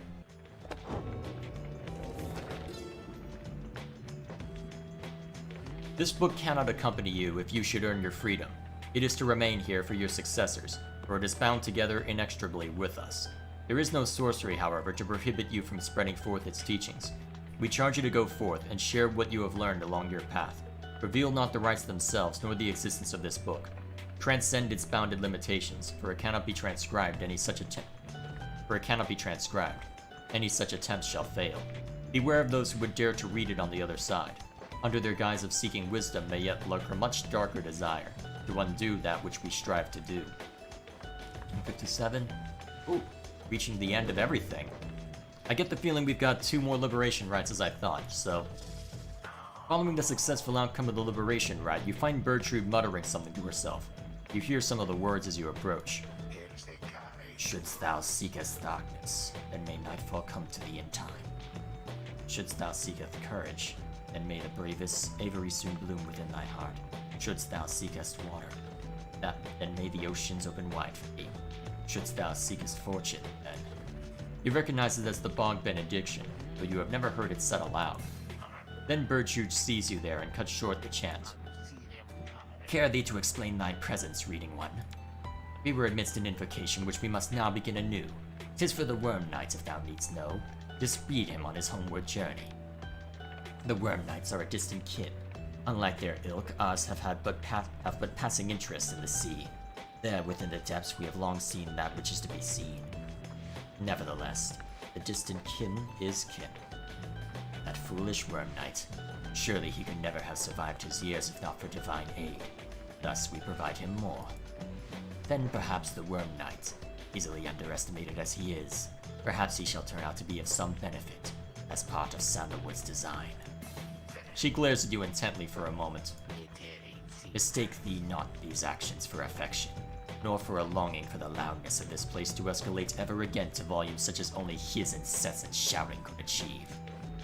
Now, leave us, reading one. The invocation must be finished ere the Worm Knight finally arrives upon the shores beyond this land, before his homecoming. She turns away from you and then begins her chant again. Shouldst thou seekest shelter, then may the elements be merciful to thee. Shouldst thou seekest kinship, and may thy kin hold memory of thee, should thou seekest darkness. You leave her to the benediction. The Worm Knight's absence is already felt. You know, however, that he will strive with all his might on your behalf there, on the other side.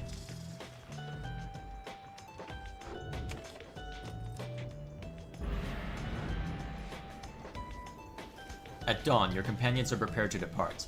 Everyone is silent. Your travels are to take you back to the Hulk of Ores, but soon after the stars shall draw you here again.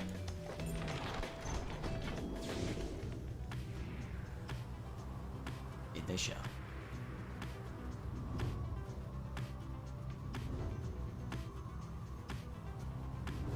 Week coming ever closer to the end.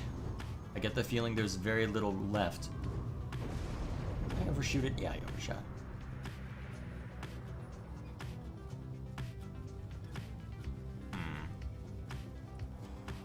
I'm not too worried about the outcome of this fight, so I'm just gonna take the faster route. You spend a quiet afternoon in the undulating waves of Ragged Rock, surveying the area with some of your companions. My search yields nothing. Likewise, Pamatha? Nothing here either. Whatever lives out here won't bother us. Your investigation yields nothing of note. The three of you return to the wagon for the remainder of the day, where you should have time to pursue your vocations.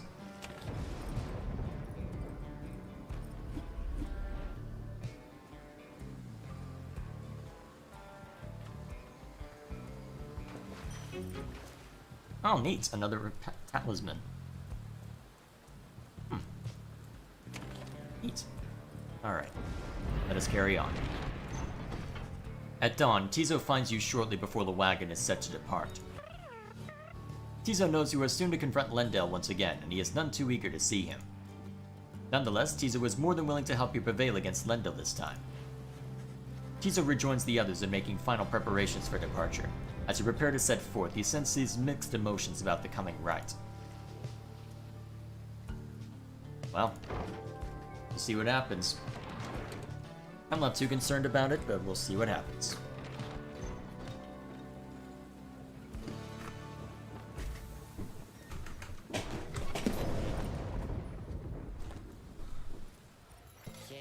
Oh hey guys, you know, it seems so awful quiet for now, I gotta say, without that slippery little character who used to hang around with you, I mean.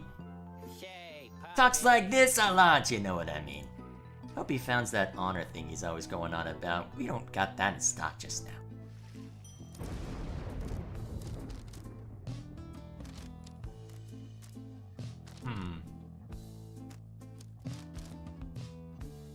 At this point, that's probably not the most useful to me.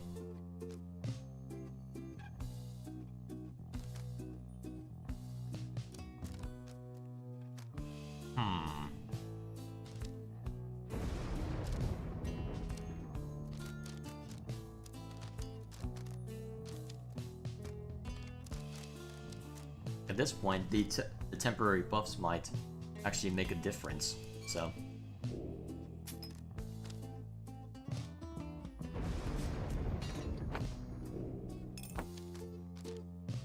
May as well exchange them for things. That should do, just in case we need a temporary boon, if we're seriously having trouble. Shouldn't need the permanent buffs though. Not yet anyway. See you guys again sometime soon, maybe, okay? Because I gotta say, you are my favorite customers I had all week. And now the last page of this section. Survival often is conflated with the physical. When we think of survival, we assume the need to sustain our bodies to improve our bodies. The strong survive. But, and take it from an alpha chief, there are different kinds of strength. The spirit is what drives us. By comparison, the body's impulses are weak. Here in the downside, faith is found in limited supply. Trinkets and mere baubles that would barely fetch a price in our homeland here are talismans. Seek talismans that mean something to you. Hold on to one that you hold dear. It shall reward you with reminders of your faith, your power, your potential.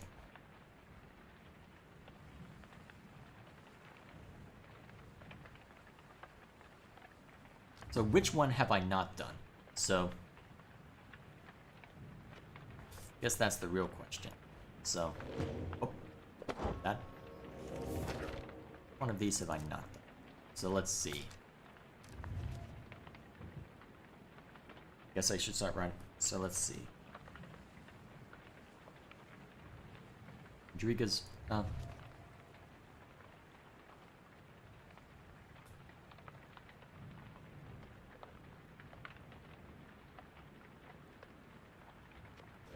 Whoops, didn't mean to close it. No matter.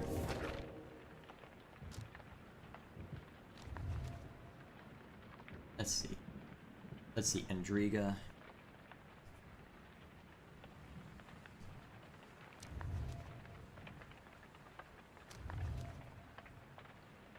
Here we are. Biolanthus.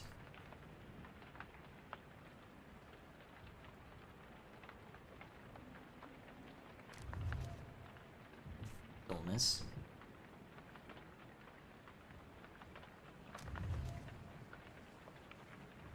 Dandroth. However you pronounce them.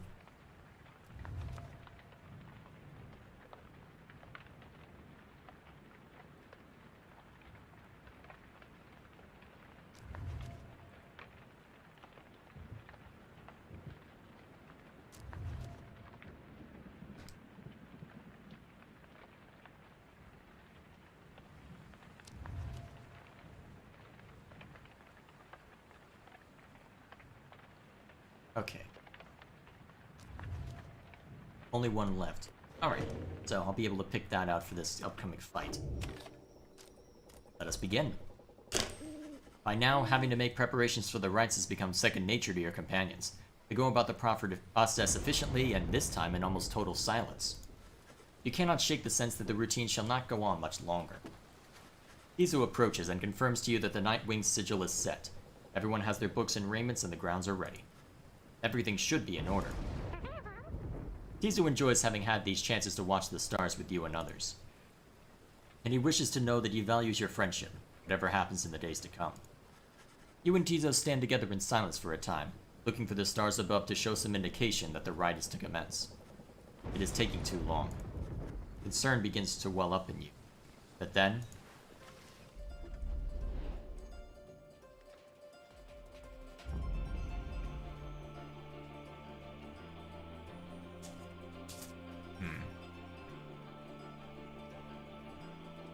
Done that one. Done that one.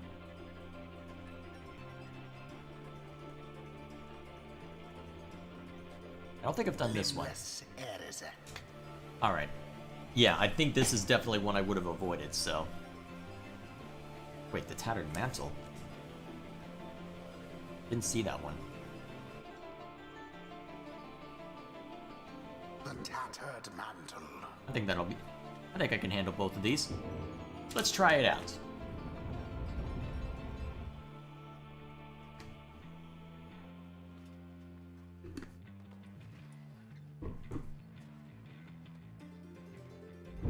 Reader, it seems the stars once more have mustered wherewithal to usher in the rites. The sky grows dimmer by the day. An age is ending. Surely you must know by now that you shall never all be free. Yet still you struggle to fulfill some senseless plan. But I digress, of course. Some of us still honor the tradition. Some of us hold dear the teachings of the scribes. The pyres on each side are burning bright. From across the field, you observe the leader of the accusers approach and remove his mask. Nightwings, you have been a thorn in my side since the first. I may never yet regain my freedom. Perhaps I can still ensure you never regain yours. Choose now your band of traitors. Don't sound so excited. Well, Tizo doesn't need any experience, so...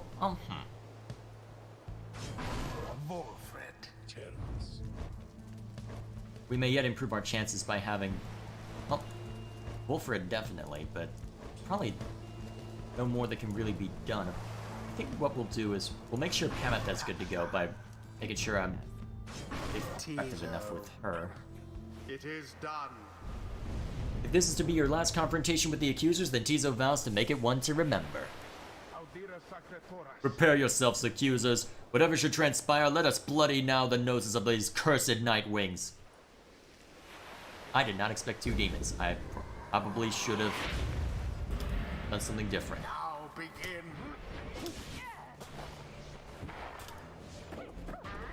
Oh crap. None left unscathed. Heh.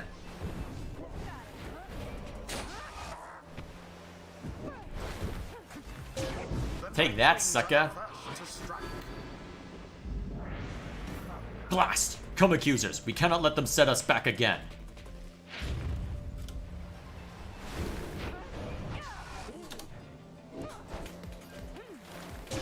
By the scribes. That is way too easy. Have Pamitha fling the orb in their pyre? Do you believe you can prevail in this? Crap! Such a display. And that was a really strong opponent too. I can't believe I let him get away with that. This is the road to ruin. Nope, you're gonna have to work a little harder than that. There, righteous. There we go. Not as powerful as it would have been otherwise, but still effective, so I'll take The it. Nightwing's pyre burns brighter for now. I can't believe I got away with that.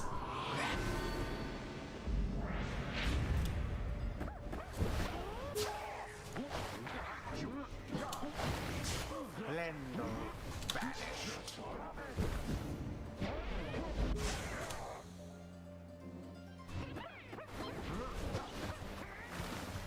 Don't mind me. The imp did it. Don't mind me. Your victory is at hand. Oh crap.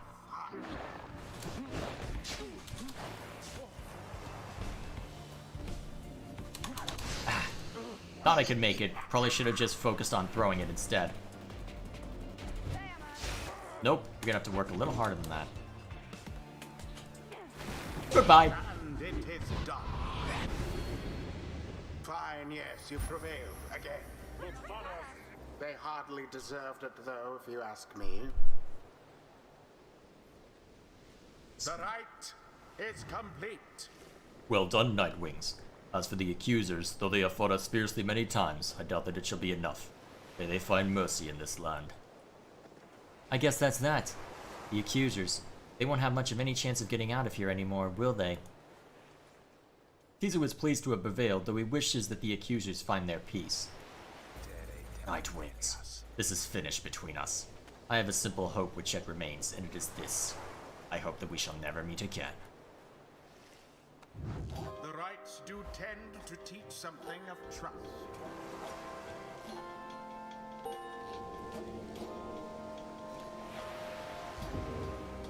So here's my question. May misfortune find you ere the turning of the stars.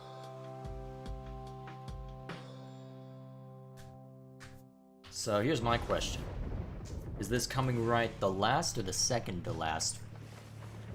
Inside the wagon, after thwarting the accusers, Pamitha is discussing aspects of the outcome with the others when the lone minstrel seeks you out. Pardon the interruption, reader, though I need to ask a moment of your time, while the night is clear enough for you to see. Please, come have a look outside. Perhaps the news of your next destination may further stir the hearts of your companions. Among what stars yet remain shining in the night, one of them now burns as bright as ever you have seen.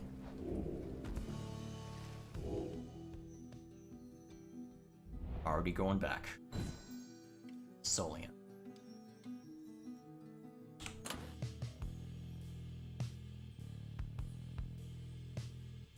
Ever closer. And we're up against the Fate this time. Curious that.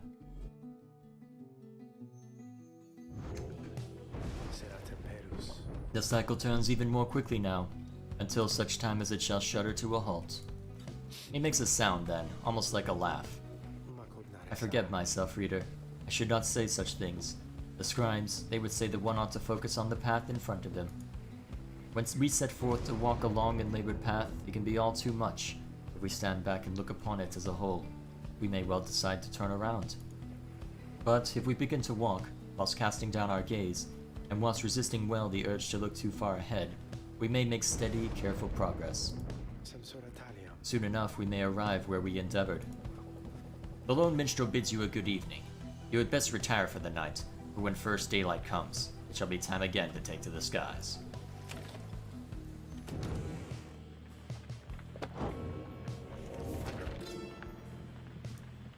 Alrighty. If this one is to be honest, he nary expected his high-minded friend Lou Sclorian ever to raise arms, and yet, it was Sclorian alone who toppled the Root Titan, which befouled the serenity of Wakingwood. Sclorian, he brought to bear the might of his entire family of willful saps, contained within his ancient gnarled staff. Soon did the poisoned soil of limbless Erizek begin to dissipate. The Root Titan cried out a deafening last cry and withered to a speck. Erizek yet lives, a husk, a single foul seed, still rotting where once something mighty stood. Sclorian, in his mercy, deigned that the surrounding woods ought to grow bold and strong, by casting off the influence of Erizek, not by forgetting him.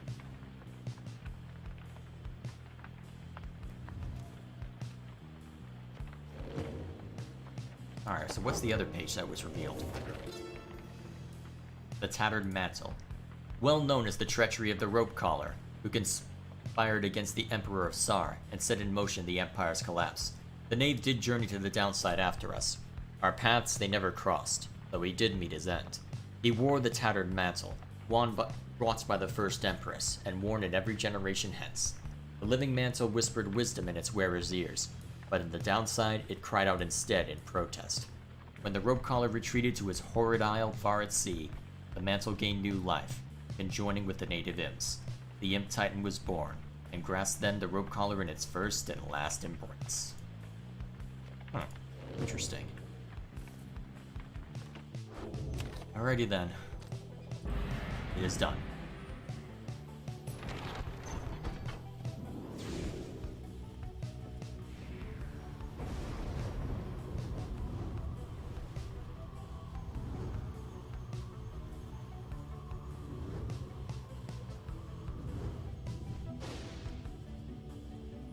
Oh no. Your wagon reels from the impact of some sort of massive object slamming into it mid-flight. False Nightwings. Orlek calls down to all of you from atop his wagon.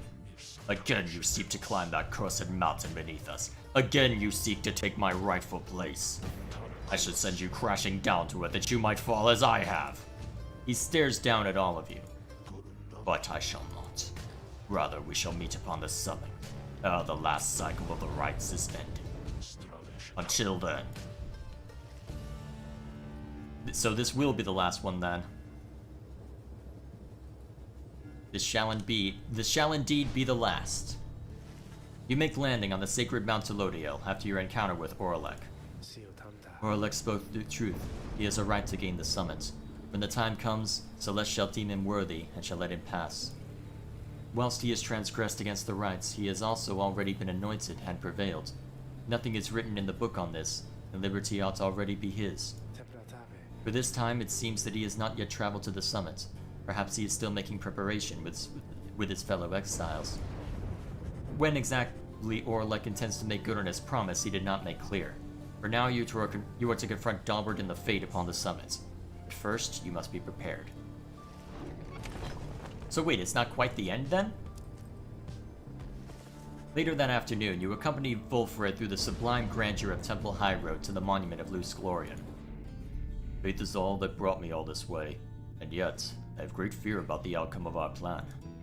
So many here and in the Commonwealth have put their faith in it that should we fail? But no, we will not have failed. We will not have failed. He returned to the wagon after he finished paying his respects. The summit awaits, but first, there is time to continue practicing your vocations.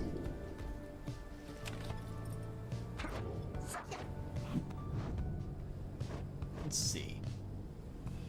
A little bit of mentoring to get Pamitha up the rest of the way. Fine then, let us chat together for a spell. You sit down with Pamitha to go over some of the subtler aspects of the rites, such as the state of banishment and how to return from it. You sense she is beginning to understand.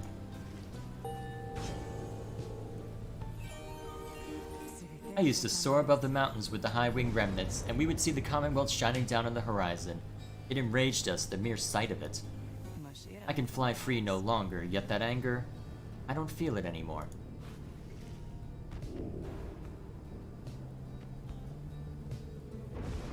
Let's go for it. It is a strange sensation to be sure, though it gives you a moment to reflect.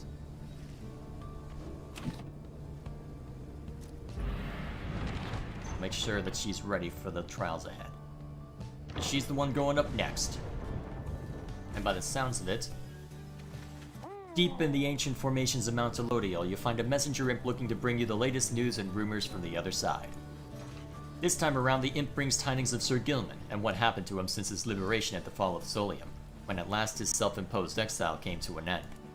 You learn that his return to the Commonwealth was met with much rejoicing, and that before long he was promoted to the rank of Veiled Captain on the Blood Border. And yet, with tears welling in his eyes, he did refuse the post, stating he no longer had the heart to fight against the High Wing remnants as once he did. He then cast down his helmet, and when next anyone saw him, he was among Wulfred's agents, having joined the revolution to reshape the Commonwealth from within. You thanked the messenger imp for the report, and saluted crisply as surely Gilman would have. Soon the news has everyone in the wagon talking. One of the Sea Dominion's own, laying down his arms by his own choice. I'm honestly surprised, even having known him. The tears he shed ought to have been bottled, and thus set aside for its use in various sounds. Tizo feels inspired by the news of Gilman's selfless actions. Noble Gilman made the gallant choice, it seems. Our plan comes closer to fruition through his good example and support. The news of Gilman's liberation fills you and your fellow exiles with determinate— wait, this isn't Undertale— with newfound resolve. Alrighty. So here's my question. Will we even have another rite to do in between this and the next liberation rite? We'll see. You return once more to Scribescape, where the Gate Guardian awaits under a dim sky. The exiles of the Nightwings, and you, Tariq. This is to be one of our final meetings. Greetings, Celeste. The Nightwings are prepared, and afterwards I would have words with you, in private, if you please. It seems to me rather late for words now, Tariq, but I shall hear them once your chargers cross the gate. Now, all of you, come forth. Please state your names and what it is that you seek whilst crossing Scribesgate. Once more, your companions cross the gate one after another, and once more you follow them in turn. Celeste regards you all, then waves you through toward the summit. The 8 scribes bid the Nightwings welcome. Go forth with glory. And Tariq? Aye, Celeste? You may rejoin the others in a while. For now, I would hear these words of yours. Certainly, Celeste. Everyone, I shall see you shortly. We don't get to hear these words.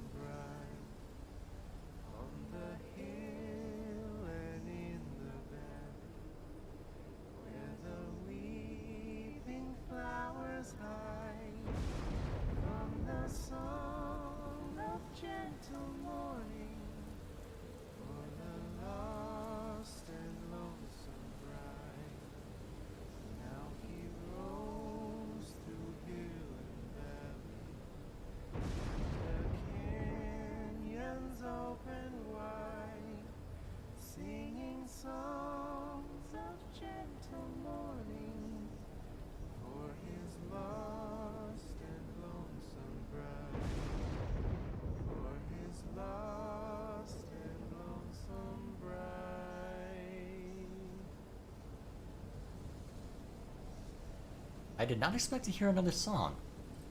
I appreciate it, though. Oh dear. Oh dear.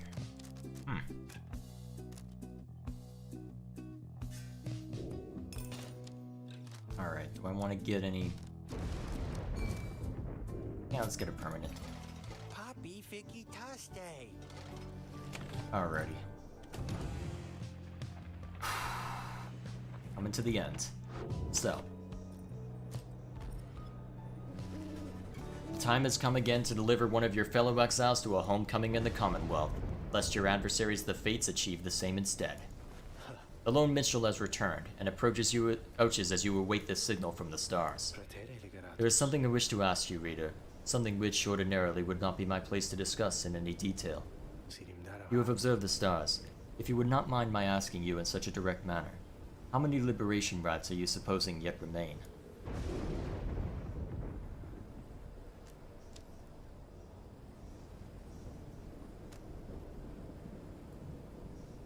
I suspect 2 remain. You tell him the only logical deduction which you have been able to make based on all of your readings of the stars of late, that there shall be one final liberation rite after tonight. I concur with your evaluation, reader sir. I wish to make certain that you are aware, so that you and the Nightwings may yet make the most of your remaining time together thus. As to what shall happen once the final liberation rite is ended, we soon shall both find out. But lo, it seems that we are called upon once more. Look forth. Yep. Okay, 2 more. So the question is, will there be an intermediate in between them? Because, are we gonna have one liberation rite and then immediately go into the next, or will there be another rite in between? That's what I'm curious about. And I honestly don't know how they're gonna do that. For now, though, let's see if we can handle the fate. Reader, I would ask that you think back for just a moment, if you please. When you first looked upon the Book of Rites, think back upon the words that it revealed. Oblige the voice that tells you more. Oblige the voice that tells you more. Would that the scribes were here among us still. I would not sing your praises to them, rest assured. I trust that you shall savor this occasion. You shan't have to oblige me for much longer. The pyres burn, and each of the triumvirates is present and prepared. I concur. The pyres burn, and each of the triumvirates is present and prepared. Then, anointed one of the fate, come forth now and declare yourself, and pay any respects you have unto your adversaries the Nightwings. The bent old cur Dalbert steps forward and struggles for a moment with his mask. Greetings, good heralds. I am called Dalbert Oldheart. It is the greatest honor of my years to stand upon this sacred site, upon which the 8 scribes first anointed these glorious proceedings. Nightwings, we are honored to be in your presence once more. Father, they are our adversaries, not our hosts. We need not be so gentle with them. They shall do their utmost to keep you from your freedom. Dalbert, your son speaks out of turn. Control him. My sincerest apologies for his unnecessary outburst. Alma, please. We have worked toward this opportunity, and we must make the most of it. He puts his mask back on. My son and I stand ready to begin. Yeah, that's pretty much how I expected it to play out. Nightwings, your choice. In whose name shall you conduct this liberation rite? I wish you the wisdom of the scribes in making your choice, reader. And I wish you to come prepare our song with me, Tariq. Whom shall you attempt to send home this time? Hanatha. So I'm good to get my shot at all this, then. How very thoughtful of you, reader darling. Who shall be at her side? Alright, so we've got Albert able to move quickly.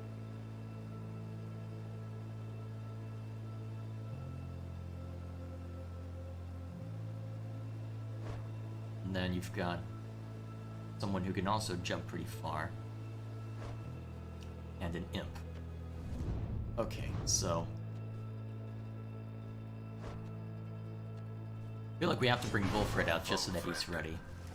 Let us prevail in this night for you, Pamatha, and for the good of our ailing nation. And then... yeah, Tizo probably stands the best chance at giving them grief. So... Tizo was anxious to see Pamatha return home this night. I'm gonna lose... We give thanks to have this opportunity to face you, O Nightwings. Now let us strive to our fullest capability with honor and with grace. Save your strength for the right, Father, and for the voyage home. Let this be our final battle against them. If only that were to happen. Commence.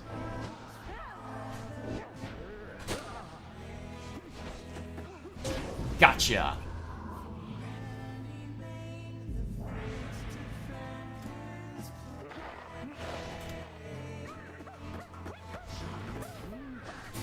Crap.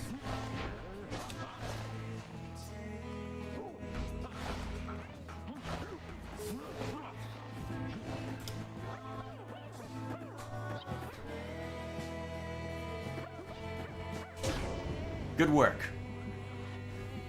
Very good, Tizo.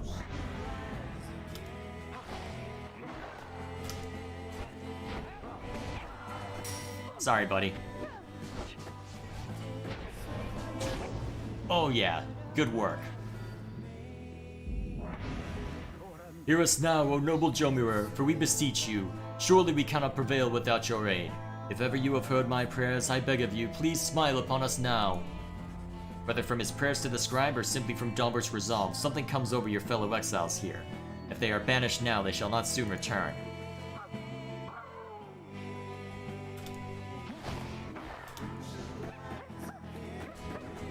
Ah, crap.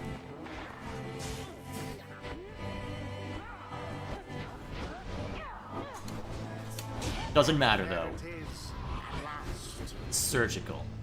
The blasted Nightwings proved their worth. Their adversaries they defeated utterly. I don't think I've had a flawless victory in this game yet. That went way too well. Thus ends the liberation rite. And thus the scribes have chosen the exile appointed by the Nightwings shall be free, absolved of all misdeeds, return to glory in the Commonwealth.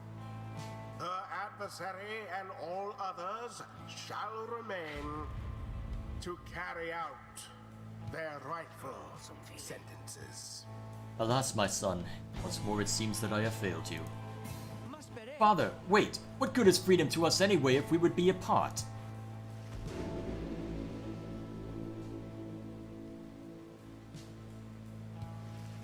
Tch. So, what am I, supposed to give a speech or something then? Reader darling, all of you, look, I've no idea still why you picked me. Well, I do have one, but I don't think it's right. If you'd want to get rid of me by now, you needn't have gone to such lengths. And so, I'm left only to conclude that you did this for me. The years I spend down here, in one sense, they've all been just such a waste. Just utterly for nothing. Spectacularly so. I thought that my relationship with Tamitha had nowhere left to go but up, but, well, you know, not quite the case. But then, I think on what would have become of me had I made no attempt to set things right. Had I not done everything I have. I could not have lived with that, I think. I was so certain that my life would end down here. I'm only now beginning to consider that the opposite may have come true instead. What I'm trying to say is, thanks. To all of you. I mean that. Now, I guess I'd better head on back to that damn Commonwealth. So, bottoms up. She plunges in the waters of the Shimmer Pool and disappears from her view, though her voice still rings out. We'll have to see what we can do up there, provided that my sisters haven't had their way with it just yet. Anyway, let's find a way to keep in touch. But, just in case, goodbye. Godspeed, Tamitha Thane. The cycle of the rites is nearly at an end.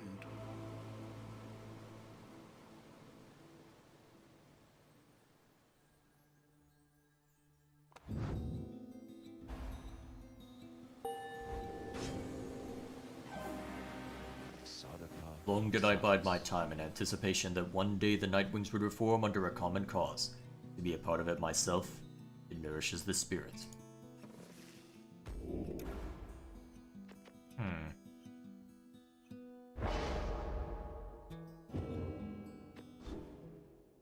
Almost there. Almost to the end.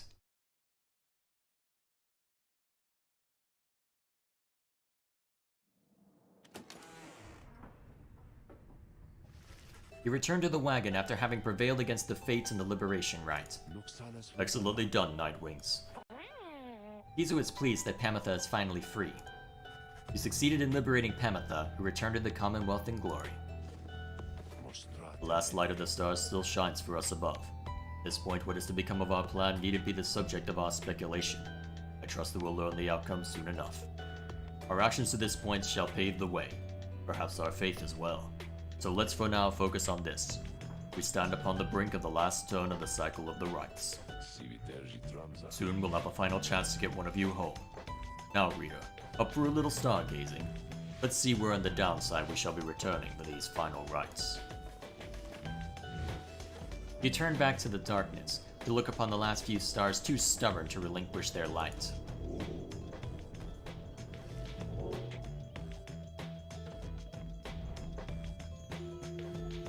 Oop.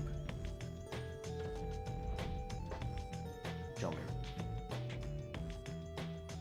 Okay, so there is to be another rite before things end.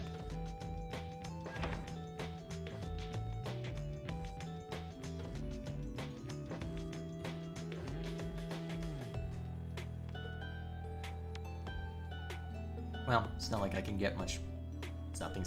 Not like things can get much worse from here. Let's go mess with these guys. It'll be good practice against the true Nightwings. Well, actually, it'd probably be better to go after the other guys, but once more you are to face the Chastity then. Although I wonder. He hesitates before saying anything further. You cannot sense his thoughts. I apologize. I was lost in thought there for a moment. Let us make way for the spring of Jomir when everyone is feeling more refreshed, much as possible.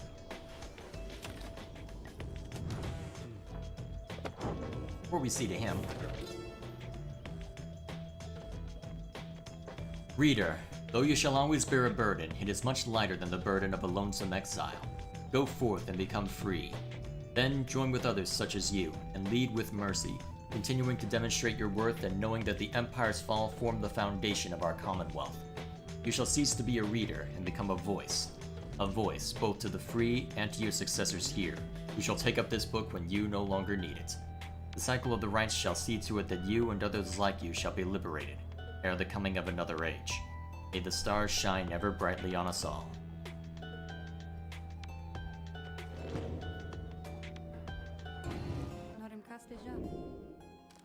Alright, nothing more from you. Following Pamatha's liberation, the lone minstrel has returned to the wagon, and stands as though nothing had happened here this night. He tilts his head a bit as you approach. Once more, the Nightwings have prevailed in the liberation rite under your mindfulness, reader. A commendable achievement. Surely Pamatha shall live out her days in gratitude to you and your companions. Perhaps she may now seek Ruki there in your Commonwealth. I should think Ruki would like to witness what took place this night. I trust that together they shall make a formidable difference to the plan, which all of you endeavored to achieve. Now, for the time, Celeste and I are to return to our respective stations. We all await the next turn of the cycle of the rites.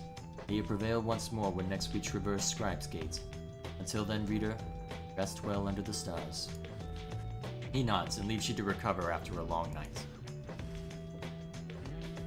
It all comes to a close. 2 more to go. It's a little longer than I normally go. Here we go. It's daybreak. You're to set forth now for the spring of Jomir, for what appears to be the final time. Thereafter you shall return here, for one last exile's final chance at liberty.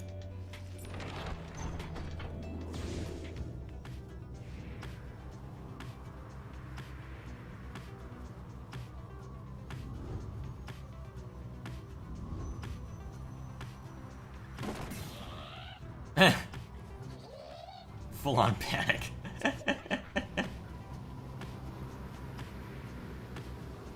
Knight shall not forgive you his transgression. Oh, that was silly. No matter.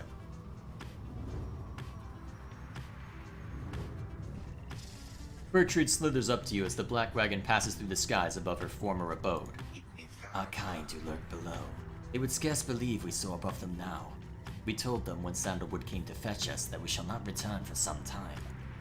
Our most accomplished laborers, with whom we shared so many moons in exile. We trust that they shall carry forth the reputation of our services, for we taught them all we know. She seems almost nostalgic as she lists off the various services provided at Big Bertrude's. Curses, balms, potions, powders, cleaning reagents, sleep medications, fungicides, seances... Seance? Big Bertrude's earned quite a name for itself through the downside, for these and other things. When we have finished here, provided we do not return from whence we came, we shall return to our establishment and carry on our business there. There is much demand. Yeah, I figured you would still find cause to continue living, even if you weren't able to make it out, so it's probably going to be Volfred who returns last. The spring of Jomira has always flown forth from the crushed carapace of Biolanthius, the legend of whose demise is a rather sordid tale. Perhaps you have already read it in the book. Not all believe the book exists, of course, nor the greater titans, nor the rites. I have encountered exiles believing that this titan perished quite by accident, rather than by a cunning trap laid for it by Jomira Menimane. They took the titan for a common beast.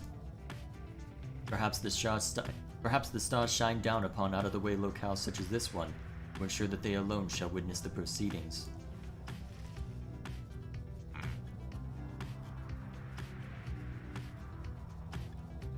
Alright, let's see. Alright, let's see what Tizo has in store for us. Repair the wagon wheel? In spite of having checked earlier, you realize the black wagon suffered some damage to one of its wheels. Tizo is already working on repairs, but not having much luck. Tizo seems very frustrated about the broken wagon wheel. Hours later, the wheel is fit for travel again, although fixing it seemed to take a toll on him. Aww. Well, that was a mistake. You observe Tizo rummaging about the black wagon as though in search of something. He notices you there and rushes up to greet you. Tizo is glad that you are here. He was just reminiscing about old times. But just as quickly, he resumes his search. He's looking for something a former exile of the Nightwings once gave him. He's growing frustrated that the object he seeks is nowhere to be found. You almost do not notice the lone minstrel's approach. I am afraid that it is gone, Tizo. I am very sorry. Reader, it is nothing that ought to be cause for much concern. Merely that Tizo has misplaced something of sentimental value to him. It was just a spare bandage, he indicates, exactly like the one on his horn. Tizo here has had many adventures with the Nightwings. Is that not so, Tizo? He squawks in approval. Those memories shall always stay with you. Is that not what matters most of all? He confirms this as well. Then please do not worry yourself about it anymore. It is a symbol of a distant past besides. Tizo skulks away up in the rafters. The lone minstrel watches him go. The object that he seeks does not exist, reader. Tizo searches for it from a fleeting memory of his days with the Nightwings of the past. He performed the regular duties of other drive imps at first, but soon distinguished himself. I was none too surprised. He was clearly special. He had grown close with the other members of the Nightwings when misfortune fell, and the triumvirate fell apart. Perhaps Volfred has revealed to you more of the details. As for Tizo, I feel he must make peace with the shadows of his past somehow. Perhaps then he shall cease searching. You need not worry for him, of course. He is resilient and shall always serve the Nightwings well. You might say that he was born for it. Begging your pardon, reader. The lone minstrel excuses himself in his polite way, leaving you to consider what he said.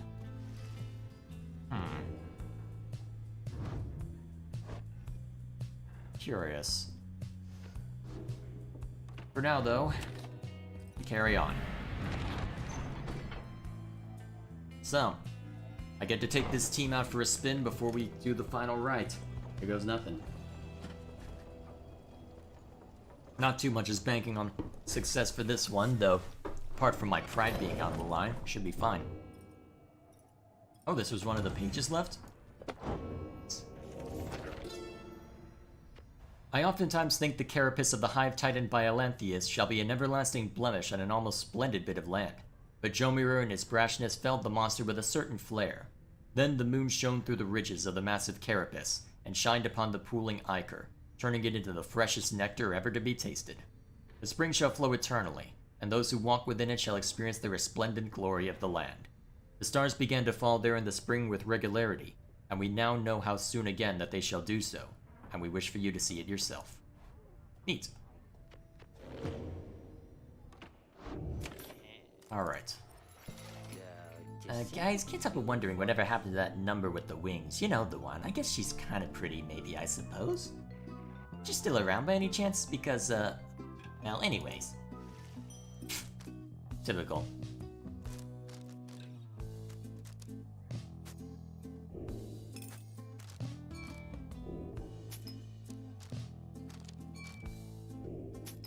Guess that's the best I can do with what I've got.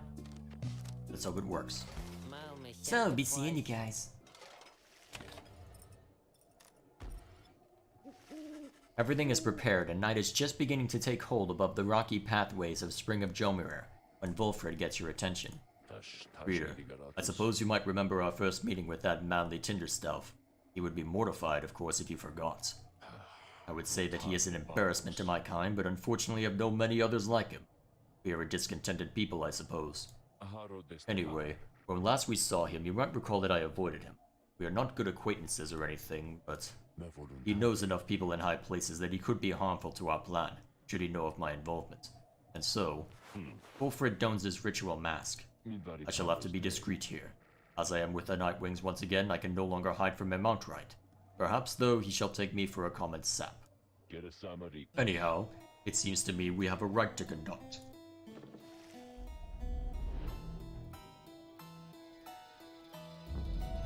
Alright, not gonna worry about anything special for these last two. I'm just gonna focus on blazing through them. Going out in a blaze of glory, just straightforward. No fuss. Just carrying on. Reader, the Commonwealth, your home. Today it is aflame. Much like a stack of books. Aflame because of you.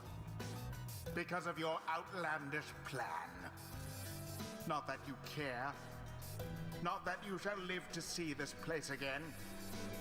Your attempts at revolution shan't succeed.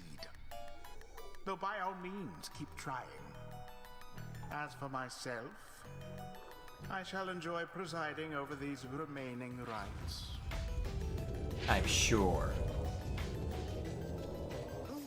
My, what have we here? Why, the Nightwings! Come to grace us with their presence once again.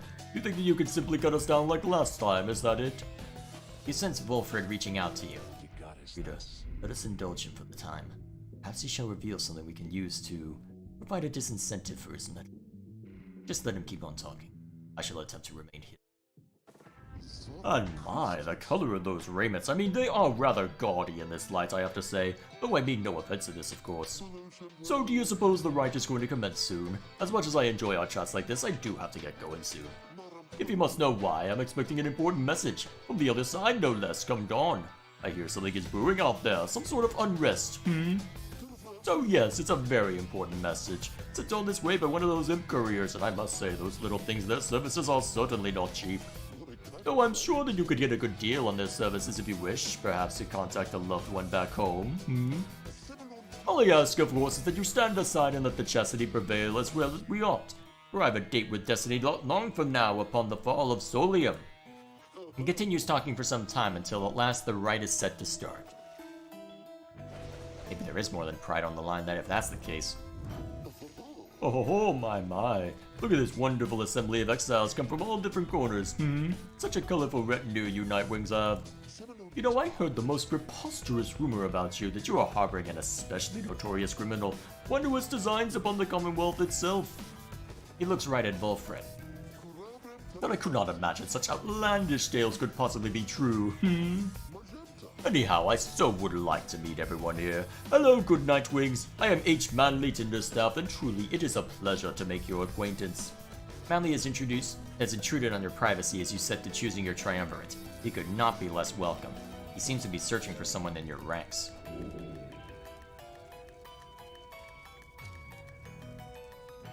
Let's try being polite. You suggest to Manly that perhaps he had to check on his own triumvirates in the key moments prior to the rite. Why, yes, of course. I was just taking the opportunity to bid all of you salutations, for I so enjoy getting to meet my fellow exiles face to face like this.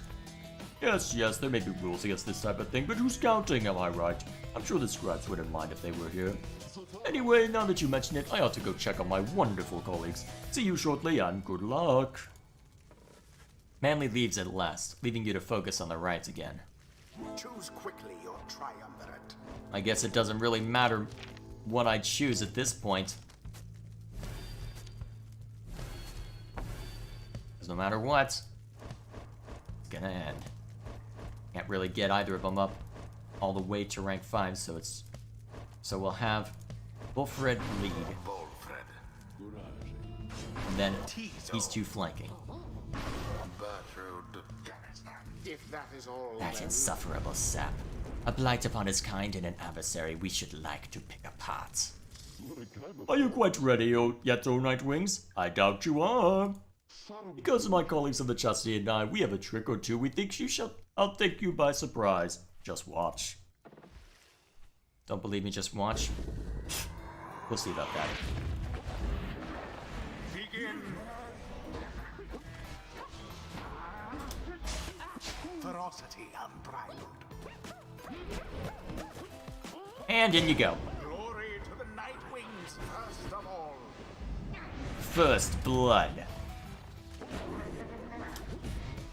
Manly banished. Crap.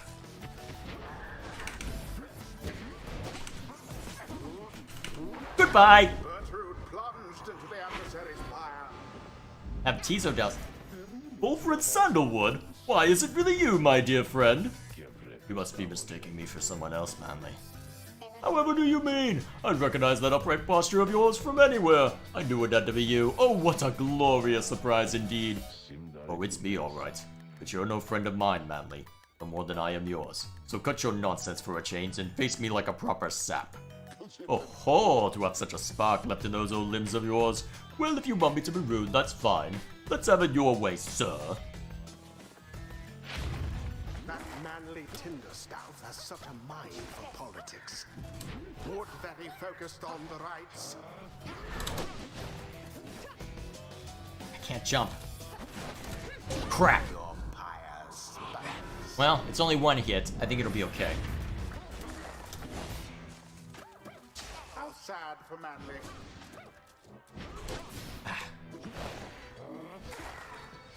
Nope, you're gonna have to work a little harder than that.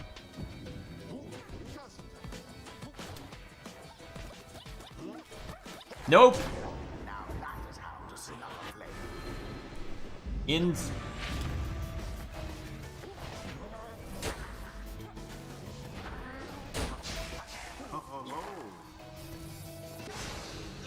Oh crap. That is not how I expected that to go. Oh yeah, you can't fly because of the debuff I put on when everybody's down. I thought they had you there. So did I, honestly. Goodbye. And it is done. A valiant effort, but I win. Again, the Nightwings have prevailed.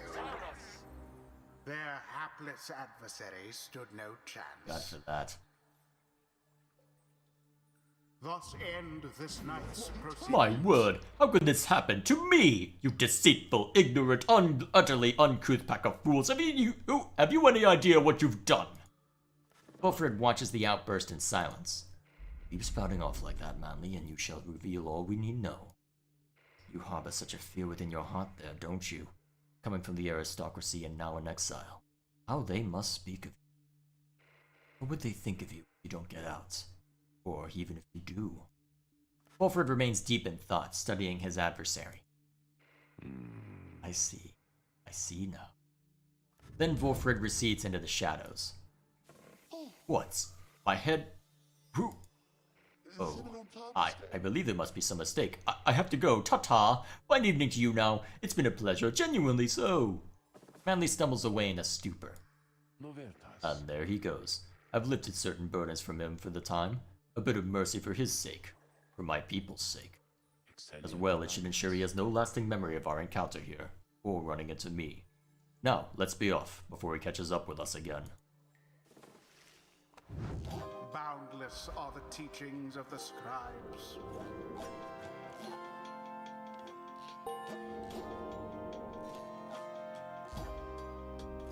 Now take your sordid business someplace else. How about the fall of Solium?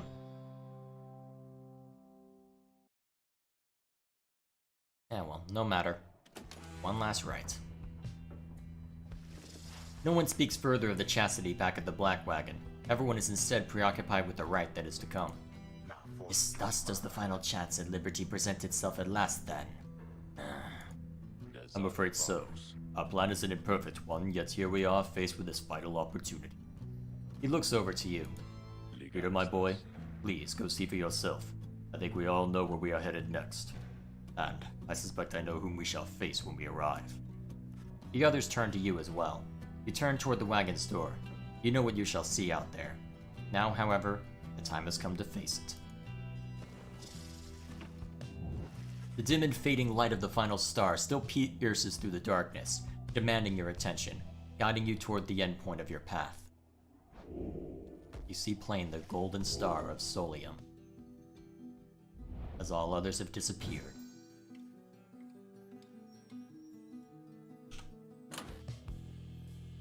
As all others disappear. And thus begins the end.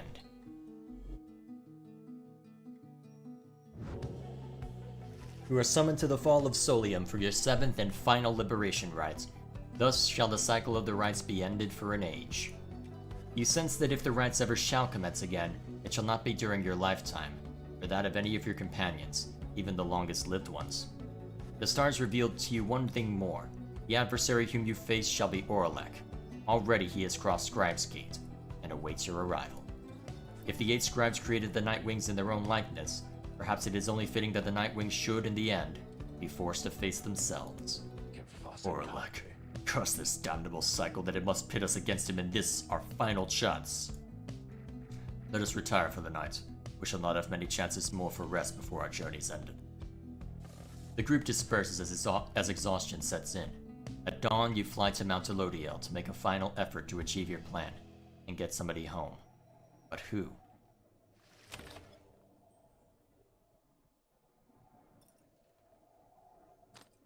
Almost there.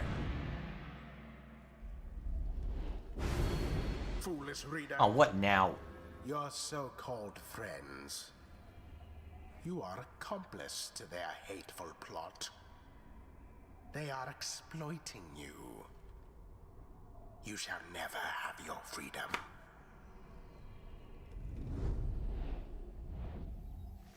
By dawn, you are already up and about after a troubled slumber. The Black Wagon is prepared for its final voyage to the Fall of Solium. No one speaks. As you lift into the skies, the lone minstrel raises his voice, cutting through the somber mood. Reader, a certain olden ballad comes to mind just now. I think it may befit the circumstance. Perhaps it may help to pass the time along our flight. Would you mind it very much if I were to play this song for the Nightwings? By all means. You urge the lone minstrel to play his ballad so that all among you might hear it. He begins without another word. When the stars align, the rights shall come to bear. Illuminate the signs, the exiles shall be there. All are not the same, but 3 shall be as one. Freedom in the flame, the end has just begun. Strength may break our own, but twisted make a grave. Together on their own, the journey shall be made. The journey shall be made. I was wondering if you were going to resolve that. Oh man. Always nice to hear that music. You touch down amid the old masonry of Mount Elodiel to make pilgrimage to the summit for one last time. There, one last liberation rites shall soon commence. There, one last exile shall regain his or her freedom. All others shall remain to carry out their sentences here in the downside for the remainder of their lives. And in the Commonwealth, the plan of which you are a part shall either come to fruition or shall be suppressed.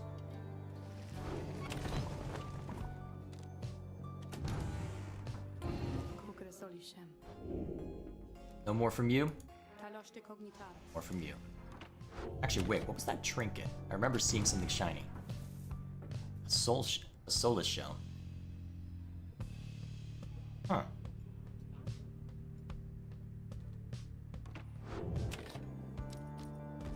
After having landed, you joined Bertrude on an expedition to the monument of Mount Milithi, for what is likely to be the final time. We beseech ye, ancient gods of the last age, and we invoke thine age. We have traveled far to gain this summit many times, and stood steadfast with our compatriots who seek to leave this place. We now offer ye our services eternally, if ye would grant us such a boon as to ensure our triumph. Long would we serve ye, O ancient gods, should ye accept our offer. Soon she is finished. You return to the wagon in silence, feeling as though molten Milithi has shown you favor. At dawn you shall begin your last ascent. For now, your vocations may occupy what little time you have to spare. Oh, nice.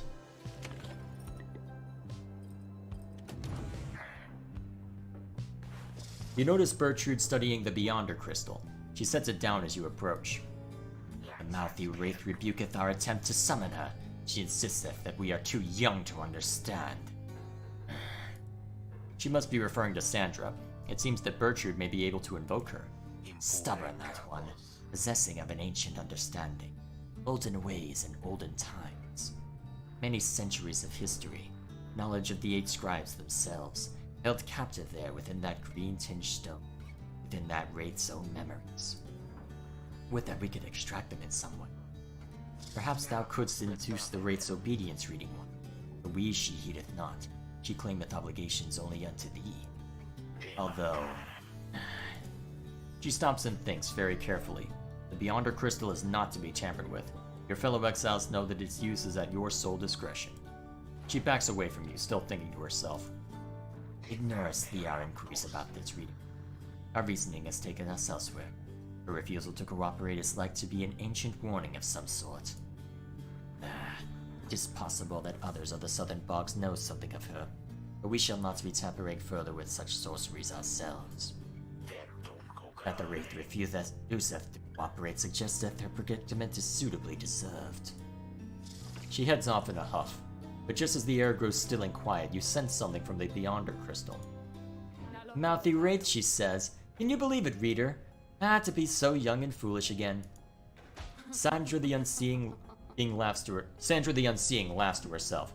Your proximity to the Beyonder Crystal must have been sufficient to invoke her in this case. That crone of yours is far too curious, I think. But it appears that even she has learned her lesson in this case. Thank the stars I am beholden to no more than one among you Nightwings at a time. And thank the stars that happens to be you rather than her. And if that crone attempts to lay a finger on my Beyonder Crystal again, I shall just have to torment her dreams till she's my age. Do feel free to mention that if it comes up. Now, farewell.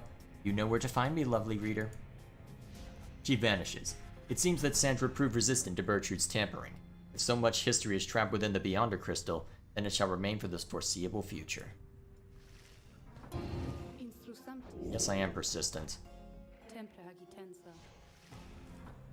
But it seems that I shall get no more from you.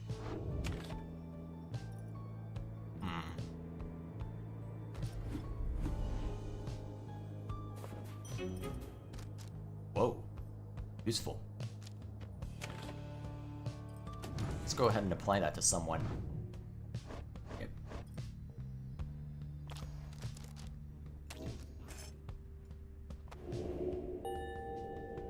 Oh, ha, ha, ha. So close. All that remains now is to press on. To Scribe's Gate. To the end. A messenger imp somehow tracks you down in the solemn beauty of Mount Elodiel and delivers you recent news and rumors from the other side. Specifically, the imp shares details regarding Pamatha, and what became of her since she was liberated at the fall of Solium. She found herself back in the homeland of her enemies, where despite her connections to the Highwing remnants, her past transgressions were forgiven. In fact, she was asked to join the military council given her unique background, yet she refused to cooperate, and instead demanded to be reunited with her sister Tamitha. But when they threatened her with a resentencing to exile and insisted that she take the opportunity, Tamitha said at last she would think it over and return with a decision soon. Next she was seen, however, was among Volfred's sons and daughters of the Revolution, where it is said she has attached her loyalty, at least for the time. You thank the imp for bringing you this news, which soon gets your companions talking. Tizo wishes for Tamitha to find her way and her sister in the Commonwealth. We suspect the ancient enmity between the winged and the flightless shall not be soon resolved, if ever at all. I hold to hope that both the Thane sisters one day soon shall join together as part of our good cause. The two of them can help lead us toward a brighter future. In spite of some mixed feelings, the news of Tamitha's liberation fills you and your fellow exiles with resolves. Resolves? What is wrong with me? It has been a long day. I've been flubbing a lot of lines tonight. More than usual, anyway. You stand before the Scribe's Gate with your companions. The Gate Guardian is there as ever, but you sense something different in her. The exiles to the Nightwings. We shall not meet again after the coming rites. Tariq and I, it shall be time we take our rest, I think. Greetings, Celeste. I would tell you that the Nightwings are prepared, though this time I am uncertain anyone amongst us feels thus. We have a duty to uphold, Tariq. And then what, Celeste? And then nothing. Not for the rites or us. Or us. Not till the dawn of a new age. Now, Nightwings, step forward. Please state your names and what it is that you seek whilst crossing Scribe's Gate. One by one, your fellow exiles approach her, now with sureness in their step. Tizo believes that his ancestors are watching over the Nightwings and seeks to live up to their legacy. My name is Volfred Sandalwood. How long is yet to see an age where freedom is one's birthright, and no longer are good people such as these forced to contend for it. We are called Big Bertrude. We seek to fulfill the plan of Sandalwood. We are fond of him and his beliefs, and then to go about our business. Finally, you step forward once more. You, a war orphan who vowed to help his friends be free again, and who managed to come this far with this group. The Gate Guardian observes you for a moment, then motions past the archway toward the summit. The 8 scribes bid the Nightwings welcome. Go forth with glory. Except for you, Tariq. You stay right there. I thought you said, the rites are not yet ended, Tariq. He looks to her, then over to the rest of you. Pardon me, everyone. I shall be there when the stars align. The Gate Guardian and the Lone Minstrel remain together as the rest of you depart. Makes me wonder what kind of history is there.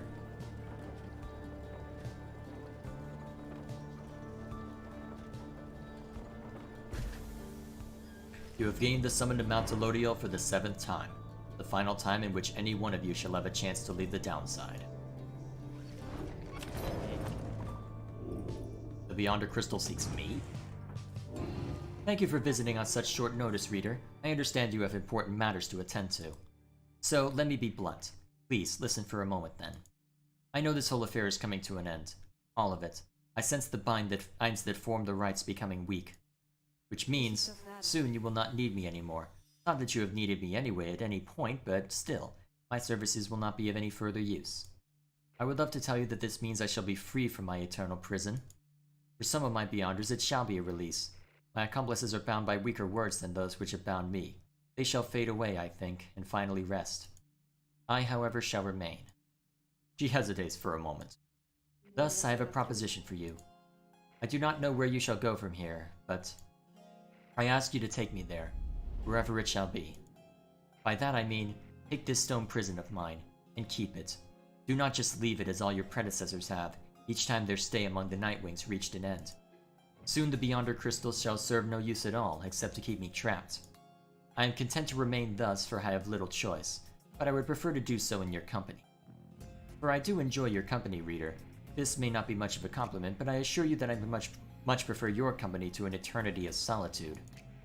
I have no wish to see you gain in years and to eventually decay whilst I remain unchanging, but I should rather have more years whilst having contact. Even if those years are to be brief, they shall afford me many more in which I might think back upon our times. Nor do I expect you to accommodate my needs, for I am well aware I have my limits in accommodating yours. That is to say, I wish you to go forth after this night and live your life however you see fit, for your own sake. May all this rights business enrich your coming days somehow. And, in considering that life after this night, if you think that there may be a place for it in me, however small, then, once again, I simply ask that you take me along. That way, should you ever wish to visit me again sometime, you could, and I would like to have that as an option more than not. My request here is a selfish one, for there is little I can offer in exchange, other than what little my companionship is worth. Perhaps I could lull you to sleep once in a while. Who knows? You could always try to sell the Beyonder Crystal for a reasonable sum somewhere, or something to that end. There must be someone out there with an interest in this thing. So then, you have heard my sad little proposition. What do you say? Sure, why not? You grasp the Beyonder Crystal and set it into the folds of your clothing.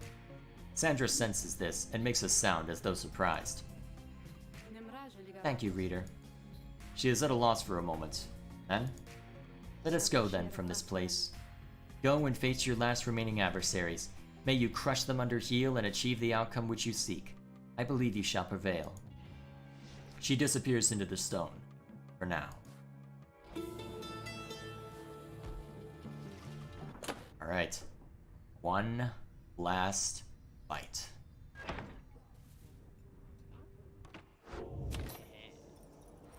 Hey guys. I guess you probably heard the big news, huh? Yeah, I'm going out of business here, I guess. Just hasn't been the same, you know, what with all the stars fading out and stuff. Anyway, just wanted to say, you guys are great, and I sure am gonna miss having you guys as customers and all that. But I got some good news though. All my stuff, it's all on sale now, and I will throw it a little extra there, just for you, okay? So, enjoy. Maybe I'll be seeing you guys around, okay? Only 5%? Jeez.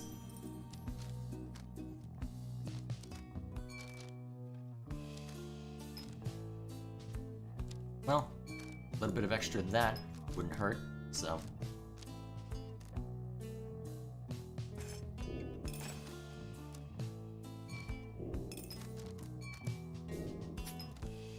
There we go.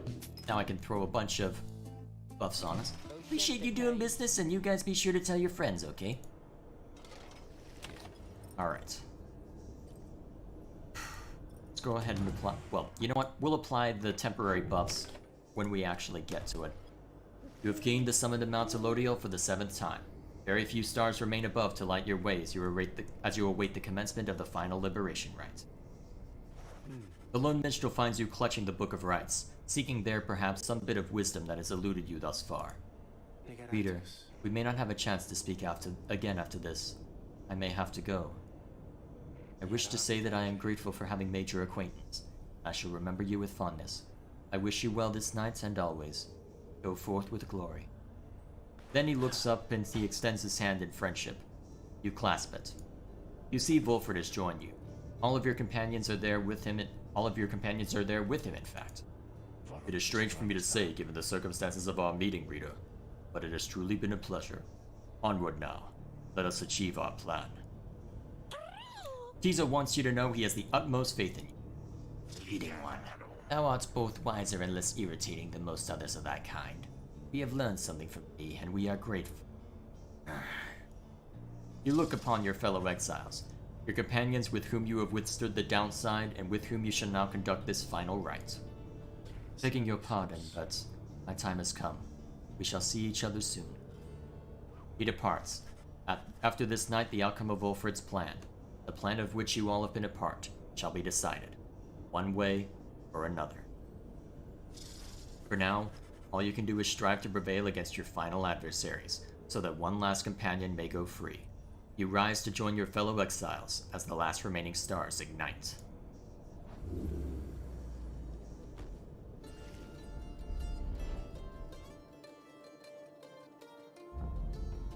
No tricks this time, just the fight.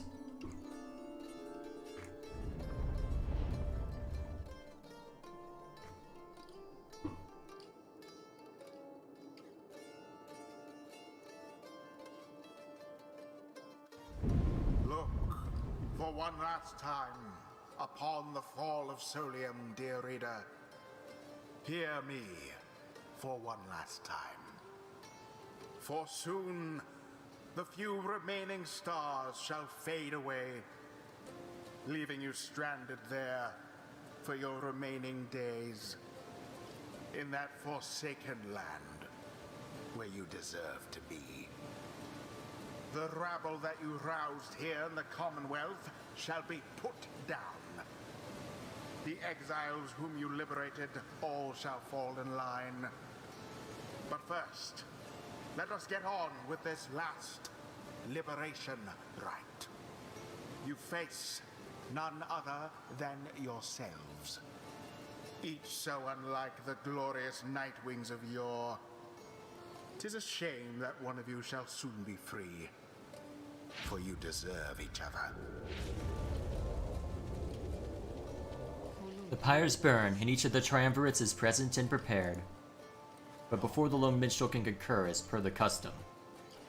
Not another word. The demon Orlek slowly raises his clawed finger to his mask.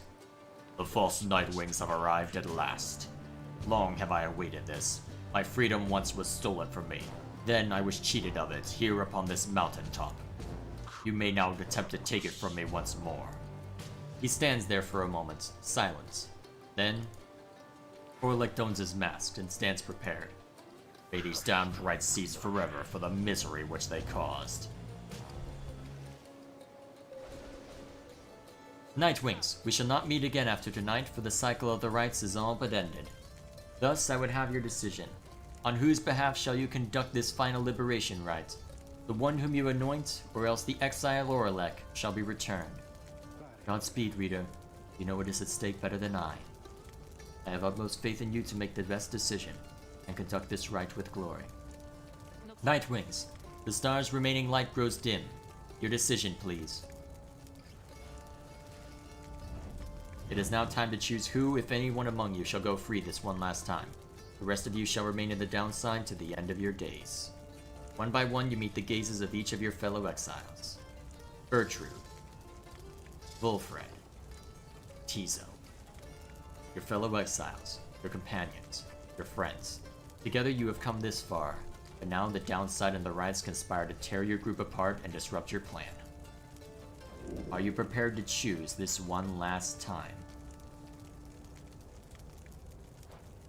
With but a glance, you reassure your fellow exiles that you know what to do. One final opportunity for salvation. Too bad for the rest of you. Wolfred, see this done. Wolfred. Long have I dreamt that I might someday see this plan of ours come to fruition. I promise you that I shall make the most of it, if we are to prevail. Your choice is cast. As for your other companions, you sense a clarity of thought and purpose in each of them. They stand ready to support Wolfred, as well as you. Who shall lend him support? Actually, I should have put some buffs on him. Let's give you all the presents in the world. And all the quickness as well. Let's really tilt the scales in our favor for this one. Tizo. Tizo is ready to do whatever it takes to see Wolfred regain his freedom this night.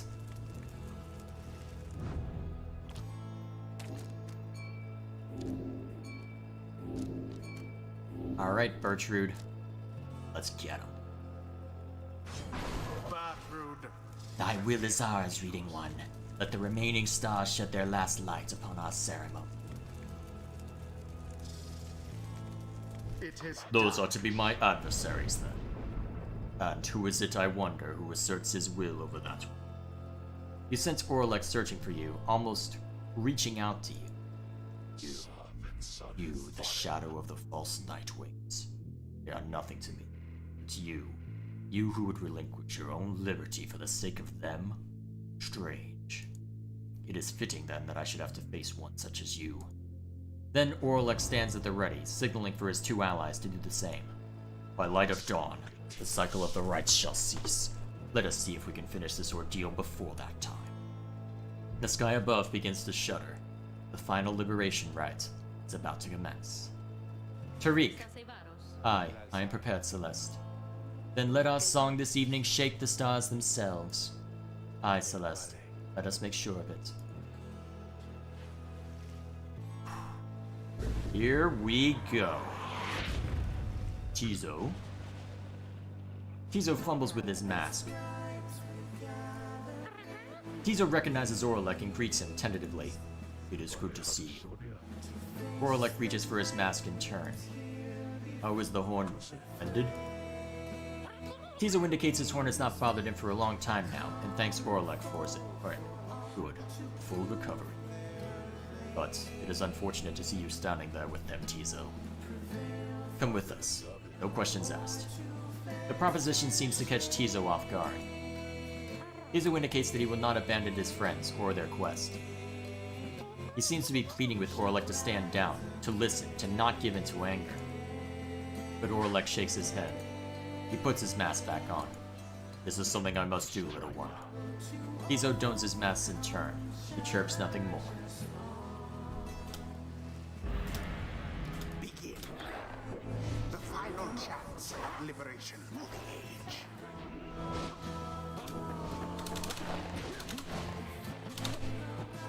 Oh crap.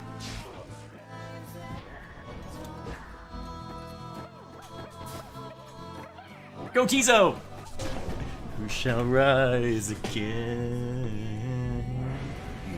You wear the raiments once again. I could not simply stand by and do nothing, Orlek. Yes, that is what you did. When last we stood together on this blasted mountain, I fell, you simply stood. Orlek, what shall it take for you to be convinced I took no part in your betrayal? Orlek seems to consider the question, but only for a moment. Give me my damn freedom. Let me prevail, here and now. Would you promise to uphold our plan and bring about a better Commonwealth? No, I make no promises. I owe you nothing. Then I am sorry, Orlek. My love of country comes before all else. More than your freedom and our friendship is at stake.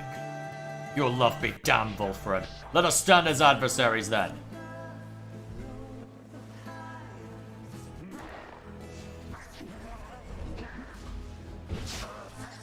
Crap! Didn't think through that one.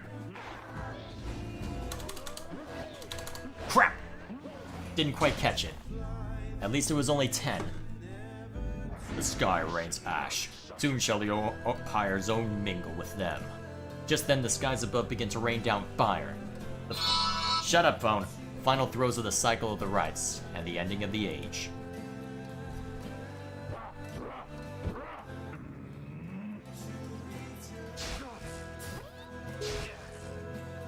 Oh, that's fair.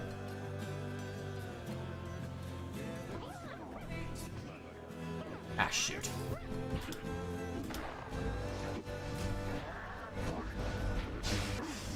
There we go.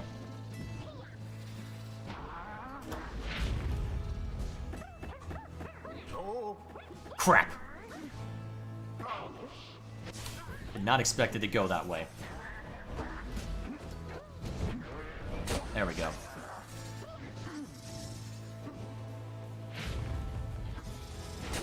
Well passed. Ah, so close!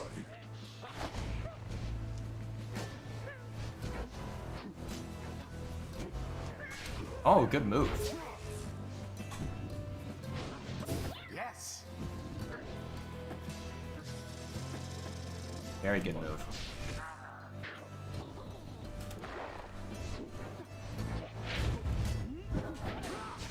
Shit.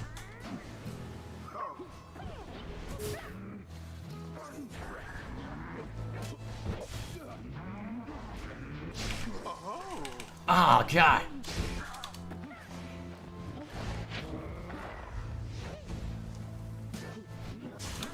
Oh, so close! Misjudged that distance. Oh, come the hell on! Oh, I'm glad. What the hell? Oh, oh God, this is awful. Fun, but awful.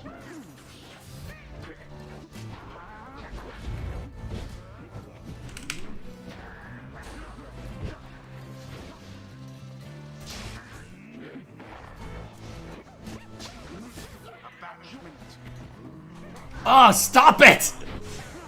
Oh, this is so tense, I love it. Now this is a fitting end.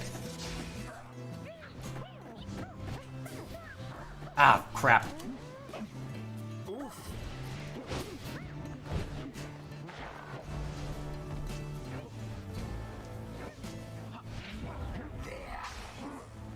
They are acting very intelligently, I love it. Crap! And I just... Crap! Your pyre weakens.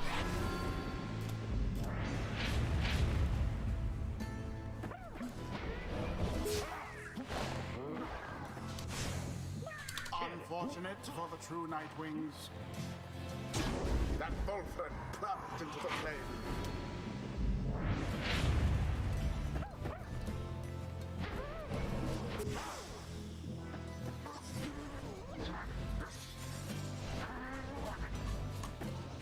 Into the fire. Indeed. Alright, we've evened it up. So the false Nightwings bear their fangs at last. But that cannot be your finest efforts. You think you deserve your freedom more than I? Then fight for it, damn you!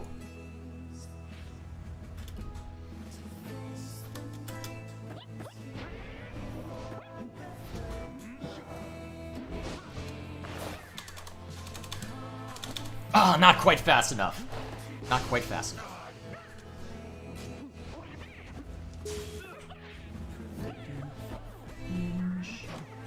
Why did I do that?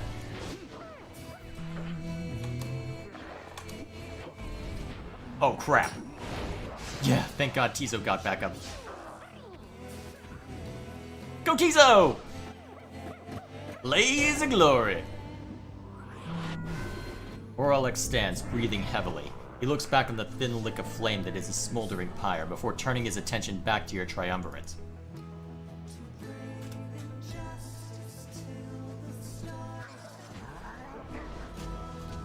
Oh, oh crap! Only 20? That's a surprise.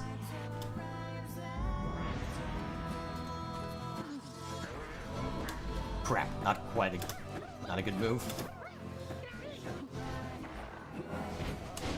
Oh, I suck! All of you, you shall rot here. You shall rot as I have all these many years. You false Nightwings who would deny me once again my rightful liberty. You who deny that liberty to all the triumvirates you face and vanquish under the guise of the traditions of those blasted scribes. Come, let us continue with this glorious affair.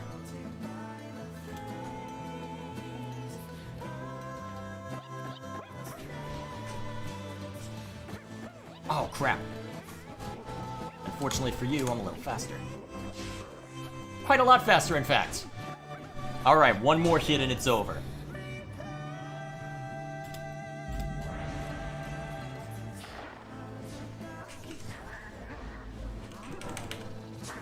Oh, he accidentally got struck.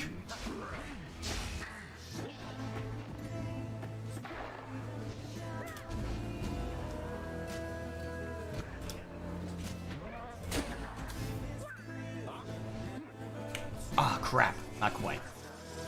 Wrong move. Wait, you throwing it at me takes me out?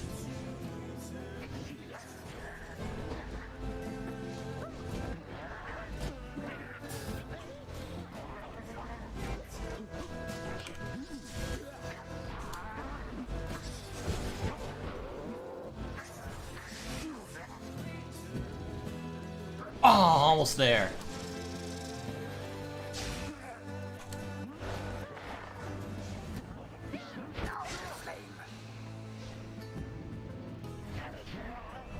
Not quite. Ah! Didn't react quickly enough.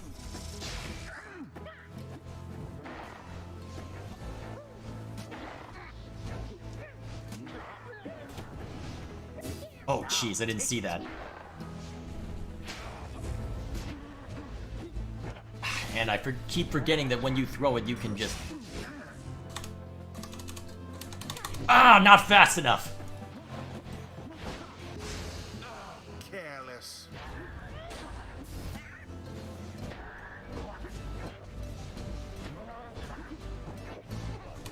Ah, crap!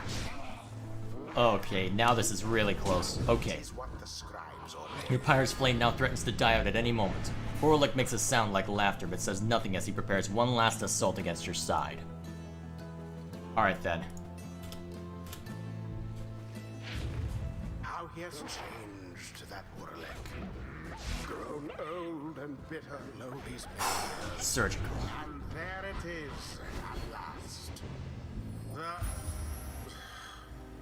The Night Wings proved their worth. They surpassed their adversaries in the end. Thus ends the liberation rite.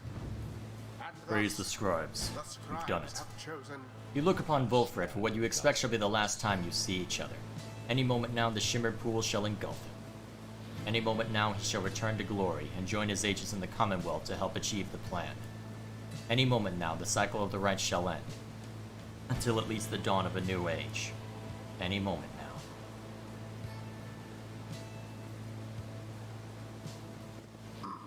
And What? thus the scribes have chosen.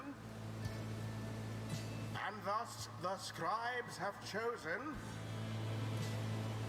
And thus the scribes have chosen. No. Nightwings. Reader. What have you done? Hold. There's something wrong. Each prior time upon the fall of Solium, the Shimmer Pool is open following the Liberation Rite, and taken in whichever exile prevailed. But now all is still, and the light of the stars above have all but died. You sense a growing fear that it is already too late, that the Shimmer Pool shall not reveal itself again. Orlick approaches, his head bowed. The 8 scribes saved their greatest treachery for last. Then something else catches his notice. Wait. A sudden rush of starlight cascades through the stillness of the summit. The Shimmer Pool has appeared again, different somehow, but open. Volfred looks upon it, but it does not engulf him, or at least not yet. It seems I was mistaken then. The 8 scribes. This is not their greatest treachery. It is their greatest jest. The Shimmer Pool is flung wide open. It seems that all are worthy now of freedom. Orlick strides toward the Shimmer Pool, but... Halt, Orlick. Orlick glances over at the lone minstrel, almost in surprise. The Shimmer Pool has lost most of its strength. You step inside and you shall surely drown. Of that I can assure you. He laughs to himself at this. Then we have all been cheated. No, the Shimmer Pool is revealed, and one of you may still return as planned. But, as for who returns, someone shall have to choose. Ere the last light of the stars is extinguished, and the rites cease to be, this is the final trial of the scribes. The final trial of the scribes. Then, our confrontation, the liberation rite. It was all meaningless? No. The victor of the confrontation is to be the one to make the choice, among those closest to the scribes, either the anointed, or he who anointed them. So then, the choice is mine to make. My freedom weighed against the readers. Is that it? Aye. It shall be either you, the reader, or... It shall be either or. Wilfred, please make your decision quickly, lest it shall be forfeit. I do not know for how much longer the light of the stars shall offer you this gift. A snap decision then. Fine, I have made it. Reader, my boy, this chance at freedom that we've earned, it's yours. Take it now. Make good use of it. For you and all of us. Wilfred wishes to give up his freedom so that you may regain yours. Very well. Reader, sir, the choice which Wilfred made, or rather the choice which he gave, it is now yours to make instead. This choice, it may keep us playing back and forth like this? Absurd. It may until such a time as one of you is willing to accept the burden and the outcome of this choice. That is the trial, and I fear that there is little time remaining now. Reader, if you and your companions are too cordial with each other to accept that freedom, either one of you, then I shall gladly take it. Freedom ought to be more than some flirtatious trifle to exchange. Reader, what is your will? Aww.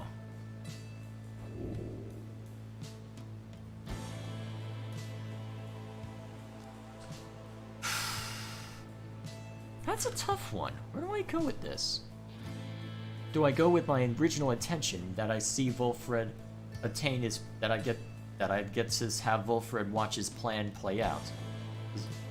With how much Orlek has thrown a wrench into things, I don't feel that he's really earned it, but although technically he did, it's difficult. I guess there really is no proper answer here. But if Wolfred is offering me this chance, I guess I'll accept it. Your mind is made up. You have chosen to be free yourself. I see and understand. Then it is done. Wolfred looks to you, this one last time, his heart filled with unspoken understanding. You turn then to the lone minstrel for an instant, but another instant later, he is gone. He and everyone. All you feel is the coldness of the rush of water coursing all around you. Wolfred gave his freedom so that you may yet have yours.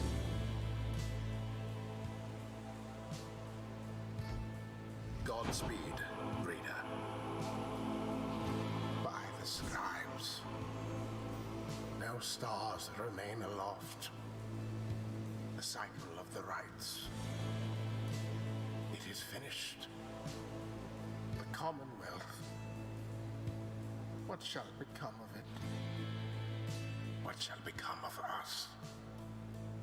Nightwings. The opportunity to gain your freedom from the downside. Was it not enough?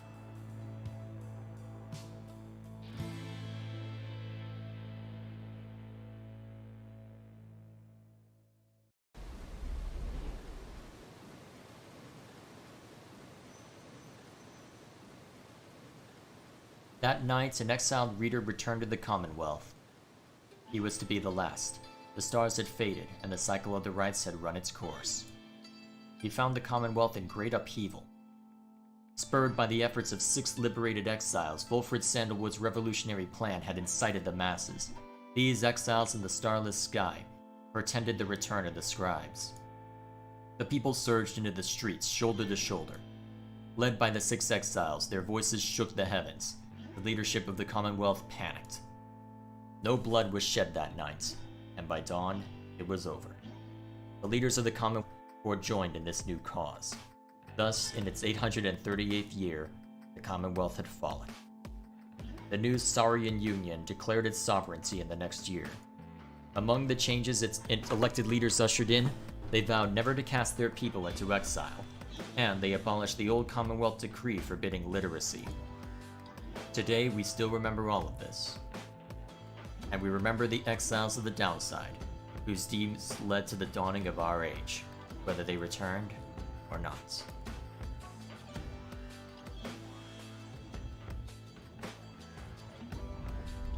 Once the rites had ended, the Imp Tizo had a job to do, quite unlike most exiles trapped forever in the downside. The lone minstrel asked that he watch over the Black Wagon, which the Nightwings had used extensively for travel and for shelter all throughout their quest. Tizo obliged, for he knew that wagon as well as its tribe-imp inhabitants perhaps better than anyone. What became of the wagon exactly was never verified, as evidence of Tizo's thorough work. After that, he liked to while away his days with any of his friends or else with his fellow imps. Sandalwood sometimes called for his assistance, and Tizo was always happy to oblige. The two would often reminisce about their times with the lone minstrel. Tizo often misses his interactions with the reader of the Nightwings. They had quickly built quite a rapport back in the downside. Indeed, Tizo would often express wishful gratitude for all his time with the Nightwings, and their many adventures throughout the land that was always his home. Other than that, Tizo would sometimes help interpret for messenger imps, relaying news to and from the Saurian Union. Despite having gained significant celebrity abroad, he never let it go to his head. And he would go fishing in the Sea of Solace at every single chance he got. Of course. Actually, let's start with these people here. As the cycle of the rites drew to a close, it grew evident that a chance at freedom from the downside had forever slipped from Dalbert and Almer Oldheart's grasp. Thus, they and the exiles of the Fate returned to Jomire Valley. There, they struggled to get by, as exiles of the downside tend to do. Sometime after the rites had ended, the Oldhearts had last heard the news that the Commonwealth had fallen. This was well after the fact, of course, but it brought old Dalbert great joy. Despite his forthright manner, he had no love for the nation that cast him down, along with his son. Dalbert Oldheart passed peacefully in his sleep before the next moon. In his final days, he implored his son to undertake a pilgrimage to the scribes. Almer never shared his father's view of the scribes, but respected Dalbert's wishes, and so, after a period of mourning, Almer began a new journey. Not a day went by that Almer Oldheart did not think about his father, and give thanks to him and speak to him, at morning and at night. Would that the stars yet shone, for surely Dalbert would be among them, smiling down at his son and watching over him and his kin. After the final liberation rites, Lendl refused to believe that the rites had truly ended. He would sit through night after consecutive nights, staring into the blackness of the sky, awaiting any kind of sign that he might gain another chance at freedom. No such sign ever came. His fellow accusers started to express concern for him. Survival had become their top priority once liberty had slipped from their grasp. But Lendl dismissed them as weak fools. He insisted rather forcefully that any evening now the stars would shine for him again, and mark the way toward his inevitable freedom. He was, of course, mistaken. The others in his triumvirate were left with little choice but to abandon him. After that, the exile known as Lendl the Liar was never seen again. However, there have been sightings of a bedraggled demon, who wanders the downside and bears Lendl's cruel countenance, suggesting he may yet live. Well, that's sad. All his life, Sir Deluge had fled from one danger only to find himself facing another. He had escaped the worn-torn waters of the Sea Dominion, he had escaped the blood border of the Commonwealth, and now he had escaped the rites. After the rites had ended, many exiles wrapped up in the ancient tests were crestfallen, as their last chance to return to their homes vanished, along with the stars above. But Deluge did not mind, for this occurrence meant that at last there was no burden of responsibility weighing down on him. While most of his fellow exiles of the Pyre hearts yet longed for the waters of the Sea Dominion, driven as ever by their impulses toward conflict, Deluge settled down. With him remained one of his companions, one Lady Seagrass, who had taken a liking to him for some reason. Reportedly, they disappeared into the waters of Worm Gulf, which may begin to explain the significant increase in worm population observed in the vicinity. Huh. Interesting. After the cycle of the rites had ceased, Witch Udmilti returned to the Flagging Hands region, where she sealed herself within the pits of Milithi. There, even her fellow exiles of the Withdrawn allegedly grew unnerved after a time, and left her to her vile work. Sometime later, the pit of Milithi erupted into flame. So intense was the conflagration that it could be seen all the way from Jomira Valley. Arson was suspected, though the cause was never verified, and many bog dwellers in the region were forced to flee. A tempest from the north finally quenched the flames. When at last the ashes settled and the ground had cooled, the site of the fire was scarred beyond recognition. No trace of Witch Udmilti could be found. As for the contents of the pit of Milithi, which notably included a profane object thought to be the remain of Yslash, all of it was gone as well. Back in the Saurian Union, Udmilti's repeated threats of the return of Yslash were thoroughly investigated, and no credence was found to any of her claims.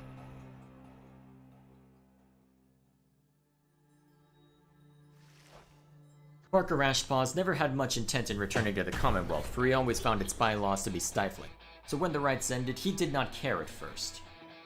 He soon grew very bored. The rites had given his life a certain sense of structure he had always needed. He missed the raw anticipation of it all. He decided to continue conducting the rites for the thrill of it. He bent some of the rules and replaced some of the objects, but it was close enough. His packmates, the Dissidents, proved more than happy to participate, and thus they ran against each other back in Jomira Valley. Gradually, other exiles familiar with the rites, as well as those who had not heard of it at all, started to take an interest. They ended up giving Barker Ashpaw some healthy competition. His old feud with Rookie Greentail ceased meaning anything to him, and he forgot all about it amid his new pursuits. Ultimately, even Barker Ashpaws, who had led such a directionless existence at that point, found something of a calling through the rites. Whether he took the rites less seriously than any other exile of his time or more, was oft debated by those who watched him work.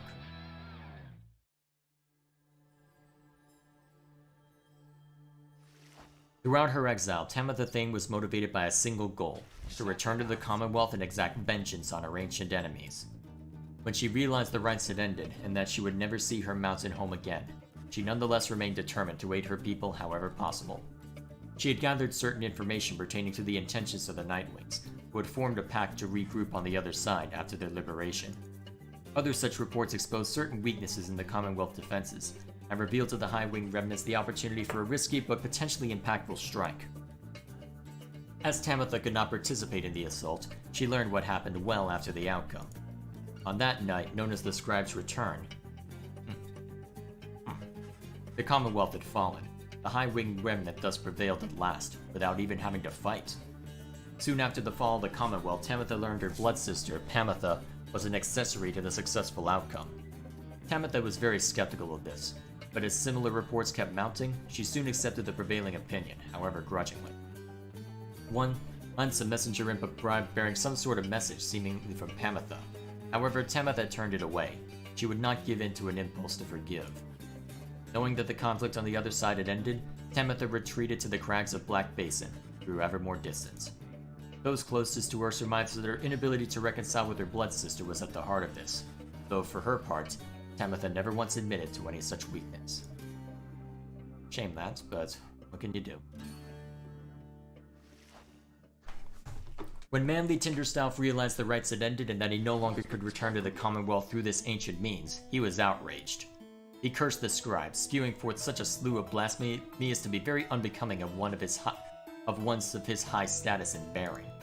When at last he calmed himself, he focused all his energies on attempting to find another means of homecoming. He maintained regular contact with his wealthy family on the other side via messenger imp, and used their vast resources to explore other means of escape. He tried using an elaborate pulley system. He attempted to retrofit a flying black wagon with superior propulsion. He tried an imp raft, a hot air balloon, even prayer. Nothing worked. There was only one way to escape the downside, and now it was gone. Tinderstaff bankrupted his family in the vain attempts. At last, such was his shame that he retreated to the teeming woods of Black Basin, the Cinderroot. There he yet wallows, complaining to his comrades of the chastity who still put up with him, either about his own misfortune or the latest news from the other side. Unsurprising. Once it became clear to Ignarius that the rites were drawing to a close, he knew that it was time for him and the Tempers to call it quits. But first, he and the Tempers decided to celebrate, and that they did for many, many nights. The revelry did eventually subside. The exiles parted amicably and went their separate ways. He roamed the downside then, searching for some meaning in his life, sometimes taking odd jobs requiring his brute strength. He never remained alone for very long, and took on many lovers in his time. However, he sometimes thought about the one he had called Curly Horns, and what became of her. Though his glory days as the most powerful conductor of the rites had long since passed, he always enjoyed the fearsome reputation he had cultivated at that time.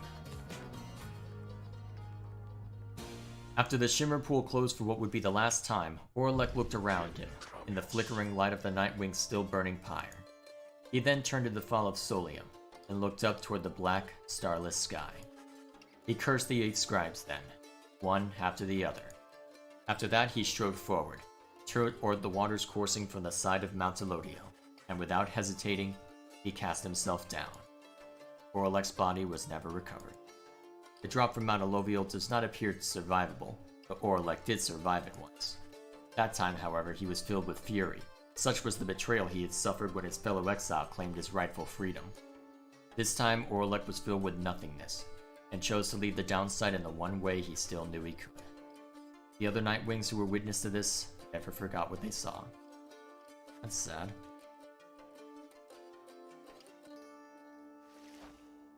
Several exiles of the Nightwings cared more for the plan of Sandalwood than to return home from the downside.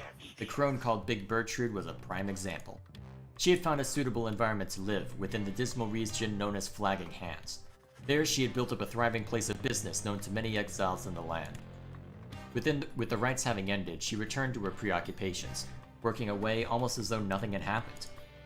When one gets to be more than 400 years of age, perhaps then even monumental events such as the culmination of the rites, or the collapse of the Commonwealth, are seen as trifling matters. Much of her effort was doubtless due to the influence of Sandalwood, someone whom she had admired now for decades. He had made clear that he could not requite her feelings for him, but what could have been a hurtful dismissal led only to a deeper understanding between them. By and large, Bertrude kept focused on her work, whether casting small enchantments or imbuing talismans. The work brought her a sense of purpose, she would say. In the Commonwealth, such services were strictly forbidden, but in the downside there was a real need for simple luxuries, which the competing slug market could not always provide. Thus did Big Bertrude continue to live up to her name, and the tales of her days with the Nightwings made her that much more the living legend. Alright, I figured she'd do okay. And here's one of my chief concerns. When the cycle of the rites ceased turning, Wilfred Sandalwood turned toward the starless sky and closed his eyes, and prayed. It was all that he could do at that stage of his plan. He aspired to assemble with liberated exiles representing each of the 8 largest ethnic groups composing the population of the Commonwealth. They would stand together as a vision of the 8 scribes returned, inspiring the masses to embrace an older set of values from before the Commonwealth had tightened its grip. With the rites ending sooner than expected, the ideal scenario became impossible. Sandalwood's own freedom, for instance, was now forfeit. Yet the plan did have contingencies. Fortunately, most of those contingencies did not prove necessary. Word reached him that, on the night of Scribe's return, his fellow liberated Nightwings stood together, and their voices echoed through the streets. These former exiles, who ought to have disappeared into the ranks of the Commonwealth's own leadership, now stood united with its people, who poured from their homes in solidarity. It was imperative to Sandalwood that the stand against the Commonwealth be peaceful in its nature. An overwhelming show of popular support would be more than enough. Ensuring this was his priority, and in the end, the result was self-evident. The plan's goal had been achieved. Sandalwood kept busy after that, as much as possible, providing counsel from afar to those who would be at the forefront of the birth of the Saurian Union. Of course, being stranded in the downside meant that there was only so much he could do. Resting assured that the future of the nation was in capable hands, he turned his attention to the remaining exiles of the downside.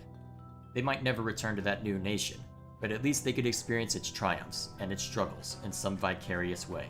So he took to his old work, writing and printing. As literacy began to spread again throughout the Saurian Union, so too did exiles of the downside take to it. For his part, Sandalwood helped to teach as many as he could. More than that, he provided the material to read, a semi-annual report about the latest events both in the Saurian Union and the downside. This periodical gave many exiles something to look forward to. One of his allies in all this was the imp Tizo, with whom he traveled all across the downside. Sandalwood often cited Tizo as the wellspring of his own enthusiasm for a brighter future, such was the creature's spirit.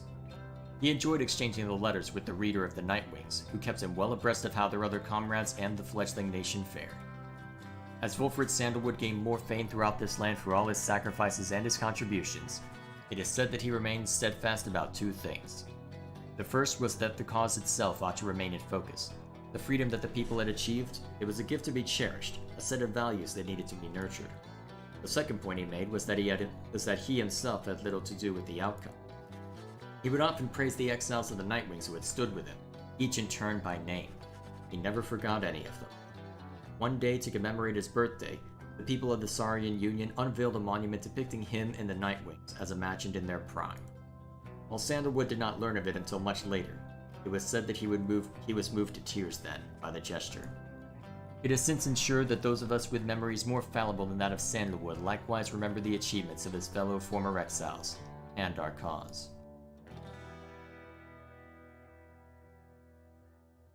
With the rights drawing to a close, the slug market's revenues fell precipitously, and Falcon Ron was forced to liquidate his assets and close up shop. Yet, as is sometimes the case with those of an entrepreneurial leaning, this time of hardship led to an epiphany, or at least a sudden change in fortune. One day, Falcon Ron had a run-in with a messenger imp, bearing news from the other side. Ron gave it to one of his remaining trinkets, which could not be sold.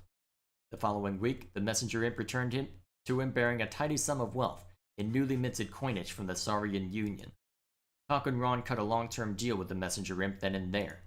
Though his trade remained a gray area from a legal standpoint in the Saurian Union, the newfound fame of the downside caused Falcon Ron's goods to explode in popularity.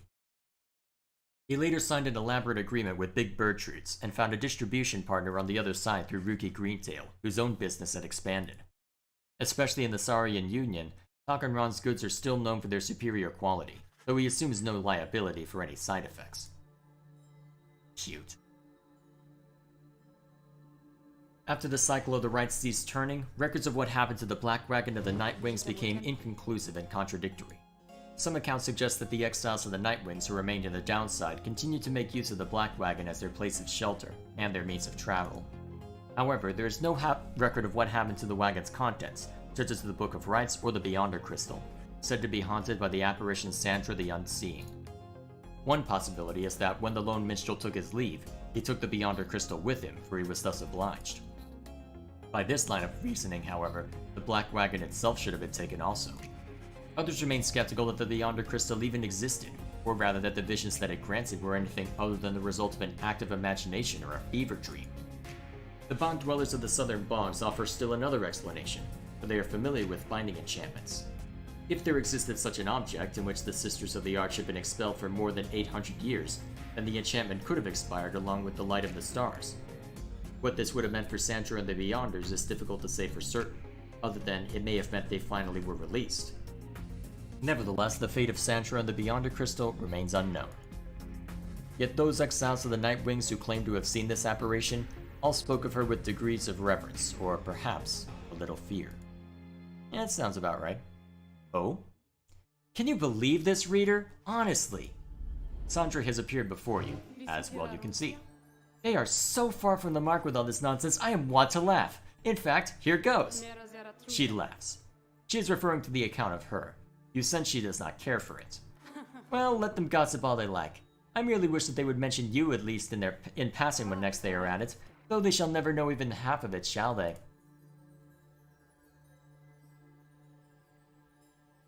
Let's humor her.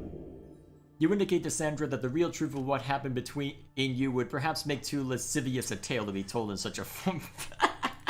She makes a bemused sound at this. Perhaps that story ought to get out then. To think that they would go to all the trouble to make literacy accepted once again, only to print such drivel. Anyway, let us keep going, lovely reader. We know the truth of it. That is what matters. She fades into the Beyonder Crystal for now, and you tuck it away, safe. Well played, game.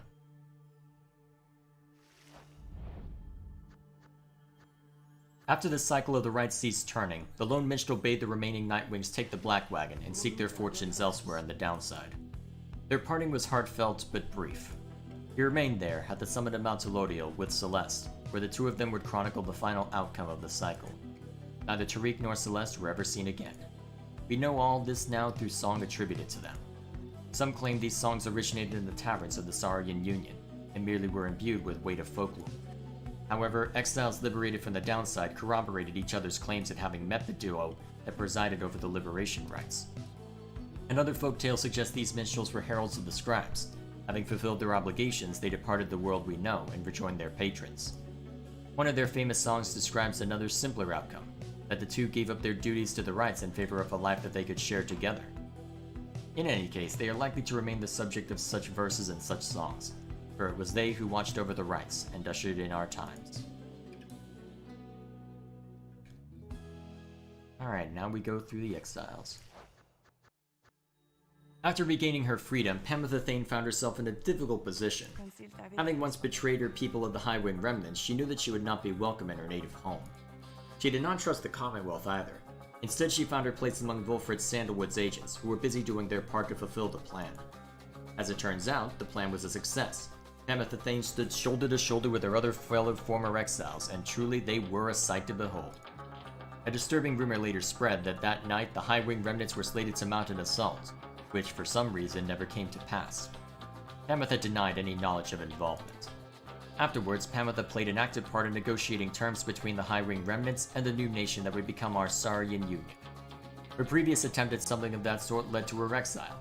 She must have felt some satisfaction to succeed this time around. Sometime later, Pamitha had an unexpected run-in with Ruki Greentail, with whom she had spent a fair amount of time while traveling with the Nightwings. Under these new set of circumstances, it turns out the two had more to talk about and rather more in common. They would often put to test which one was able to outdrink the other. It is unclear as to which one of them prevailed in that contest in the end. One day, Pamitha received an invitation to return to the Highwing remnants, where she was to be fully pardoned.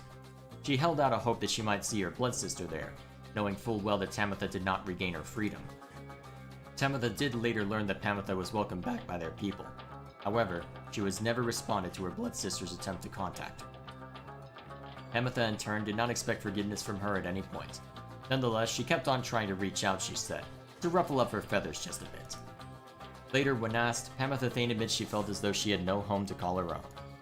This was during an interview conducted amid an extensive trip abroad, where she had traveled thousands of leagues beyond the borders of the Saurian Union.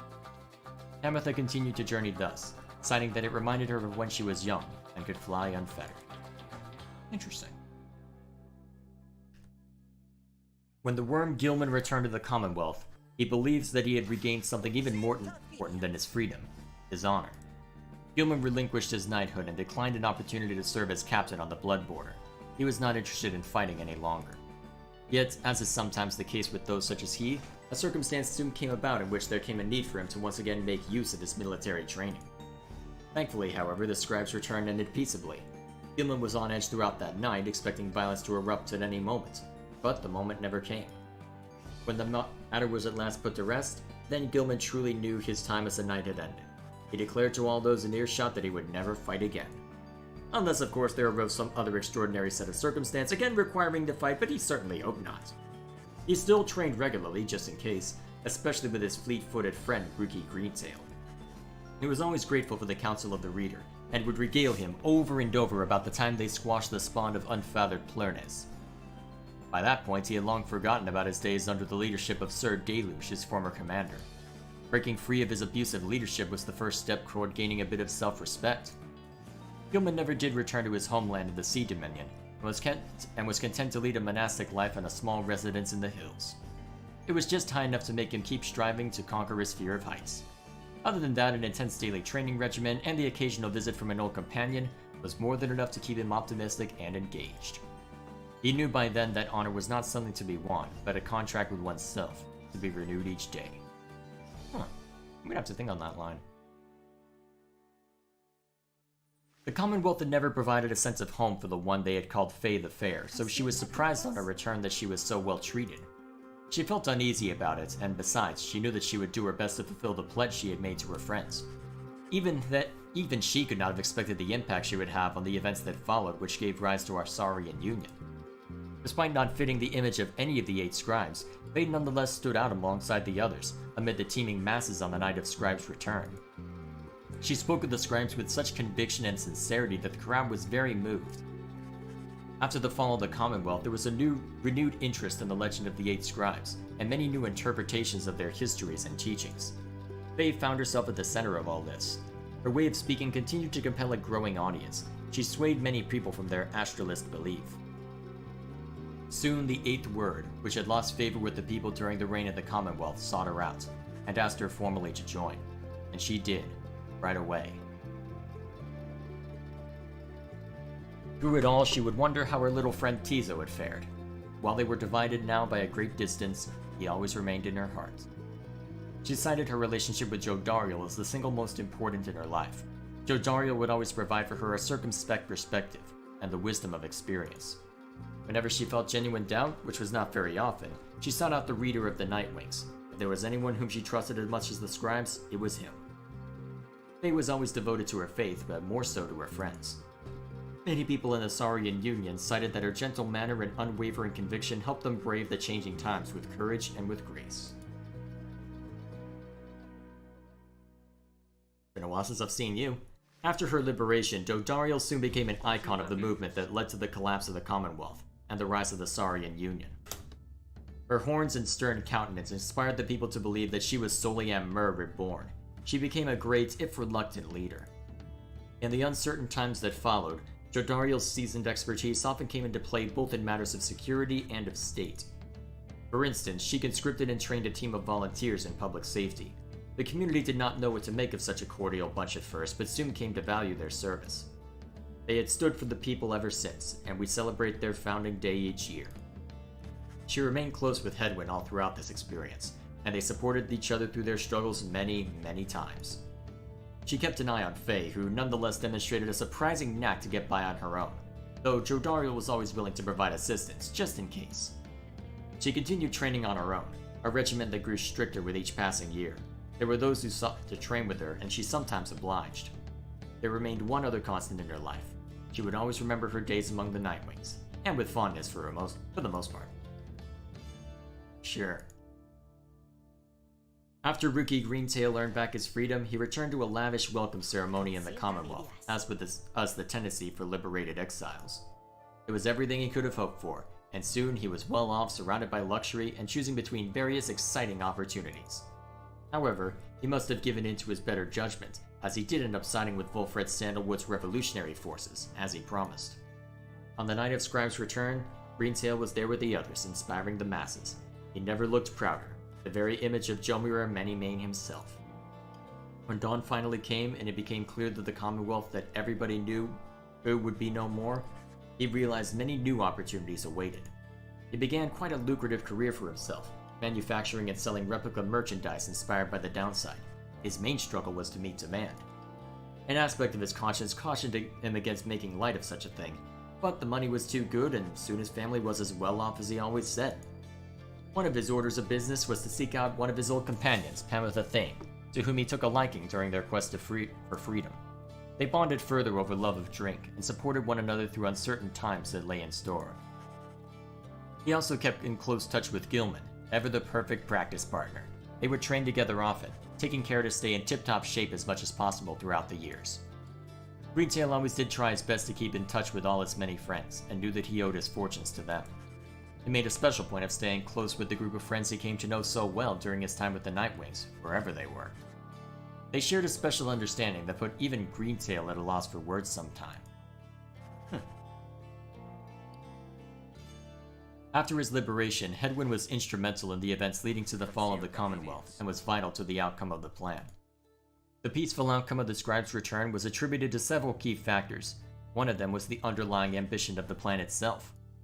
Another was Hedwyn's visibility among the people in the streets. Identified to be a liberated exile, he was believed to be Golgolathonian reborn. More importantly, however, was that one of the winged harps of the High Wing remnants accompanying him. She was later identified as Pikani Shang. Oh, you actually found her. Cool. Their bond was symbolic of what was at stake that night, and proved vital to the peace that followed. In all his days as a leader in the Saurian Union, Hedwyn often confided in his friend Jodariel. Despite her intense manner, there was no one whom he trusted more in times when circumspection was required. Hedwyn would often think back about the vow he made at the beginning of his quest for freedom. Although he cherished all the friendships he made, he had pledged to Dodariel, Rookie Greentail, and the Reader of the Nightwings that they might all be free again together. His promise had come to pass, though he always knew that this was not his own doing. He was always deeply grateful to the other three, his closest friends. While the others who stood with the Nightwings were not all able to remain in contact thus, Hedwyn thought of each of them often, and so in turn did they all think of him.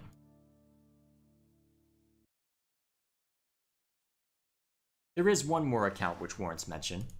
The Nightwings conducted the rites under the guidance of a reader. Little is known of him. However, some accounts of him begin to paint a picture. We know he was of common birth, raised parents, a product of the foul work on the bloodboard. The journey to the downside left him close to death. It was then that the Nightwings found him. They brought him from the brink. He showed them the path. He passed onward with the others. Pressed onward. He had made a vow to help his friends be free. Thus did the cycle of the rites commence its final turns. When the final rite arrived, the reader's freedom was at stake. That freedom he did achieve ere the morning's light. From that point on, accounts of him diverge. It is said the voice which troubled him he never heard again. Some say he helped to form our Saurian Union, though whether that is true, only he knows. Someday perhaps that reader's own star shall emerge. Then it shall pierce the darkness of night in all its brilliant glory. Until such time and ever after, all of us give thanks.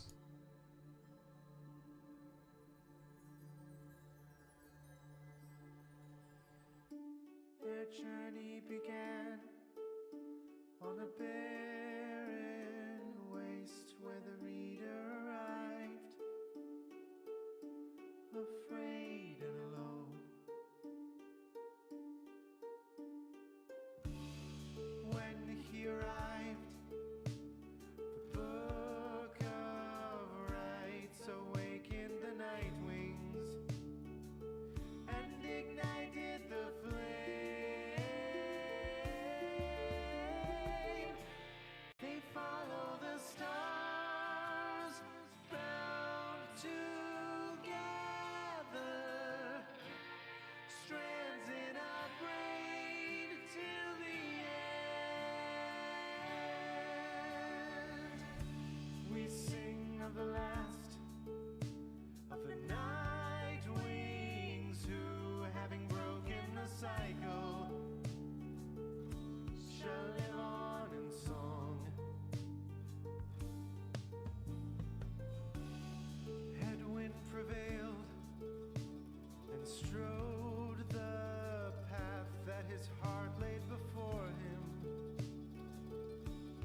has found his way home. Captain Joe Dariel, mother to many a foundling, she has found her way home. Rookie Greentail has proved his worth and returned to his family by the grace of the scribes. They follow the stars, bound together, strands in a braid till the end. The moon-touched girl hears the scribes in the world all around her. They have guided her home.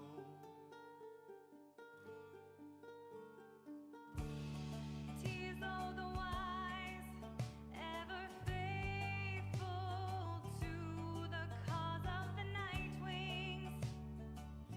He remained to the end. Sir Gilman the Bold, ever in his quest, finding honor and glory, he has found his way home. Hameth the Thane, having pleased the scribe, seeking only forgiveness, she has found her way home. They follow the stars, bound together, strands in a braid till the end. Bound together, spirits tether, strands unbroken, scribes awoken. The great mastermind, Wolfred Sandalwood, saw his plans turn to action. He remained till the end. The bog dweller Bertrude kept their foes at bay with her finest enchantments. She remained till the end. The reader at last made the night wings whole and ascended to freedom. He has found his way home. They follow the stars, bound together, strands in a braid till the end. They follow the stars, bound together, strands in a braid till the end.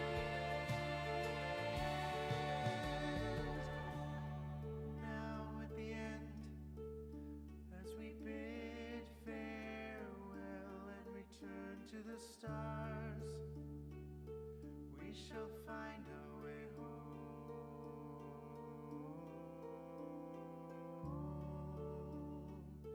We shall find our way home.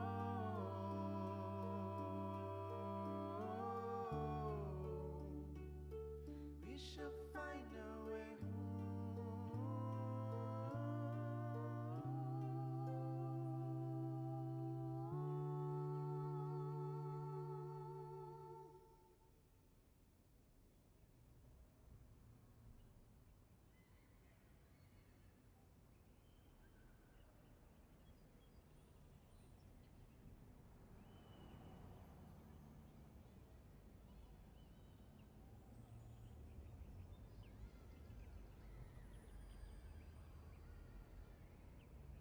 Are you gonna throw anything else at me?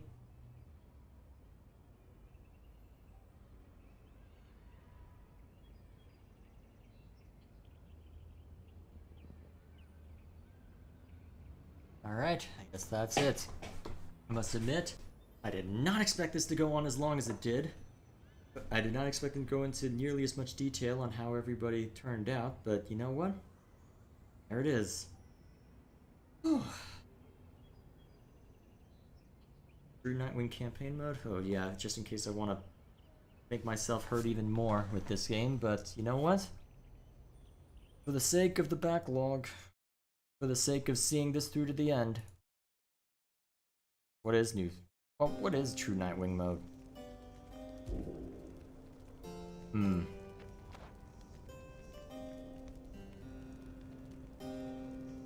Oh wow.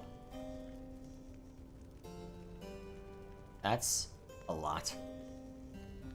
That is a lot. Yeah, I think I'm done. Because honestly, the gameplay, it took a little bit for me to figure it out, and honestly, that's the reason why it took me so long to actually get to this, but you know what? The story, I mean, it's Supergiant doing what they do best. I can definitely see why people like the game, because, I mean, it's Supergiant doing what they do best. Pulling out all the stops when it comes to the visuals, the storytelling. I just wish that the gameplay were more to my liking, but you know what? Ended up liking Hades a hell of a lot, so I guess in the end, it didn't really matter for me. So, for all that, now I need to figure out what the heck I'm playing for the backlog in the future, because I've got a bunch of different options, but I'll mull over that later. But for now, thank you all for joining me on this journey, and I will see you all with the next one.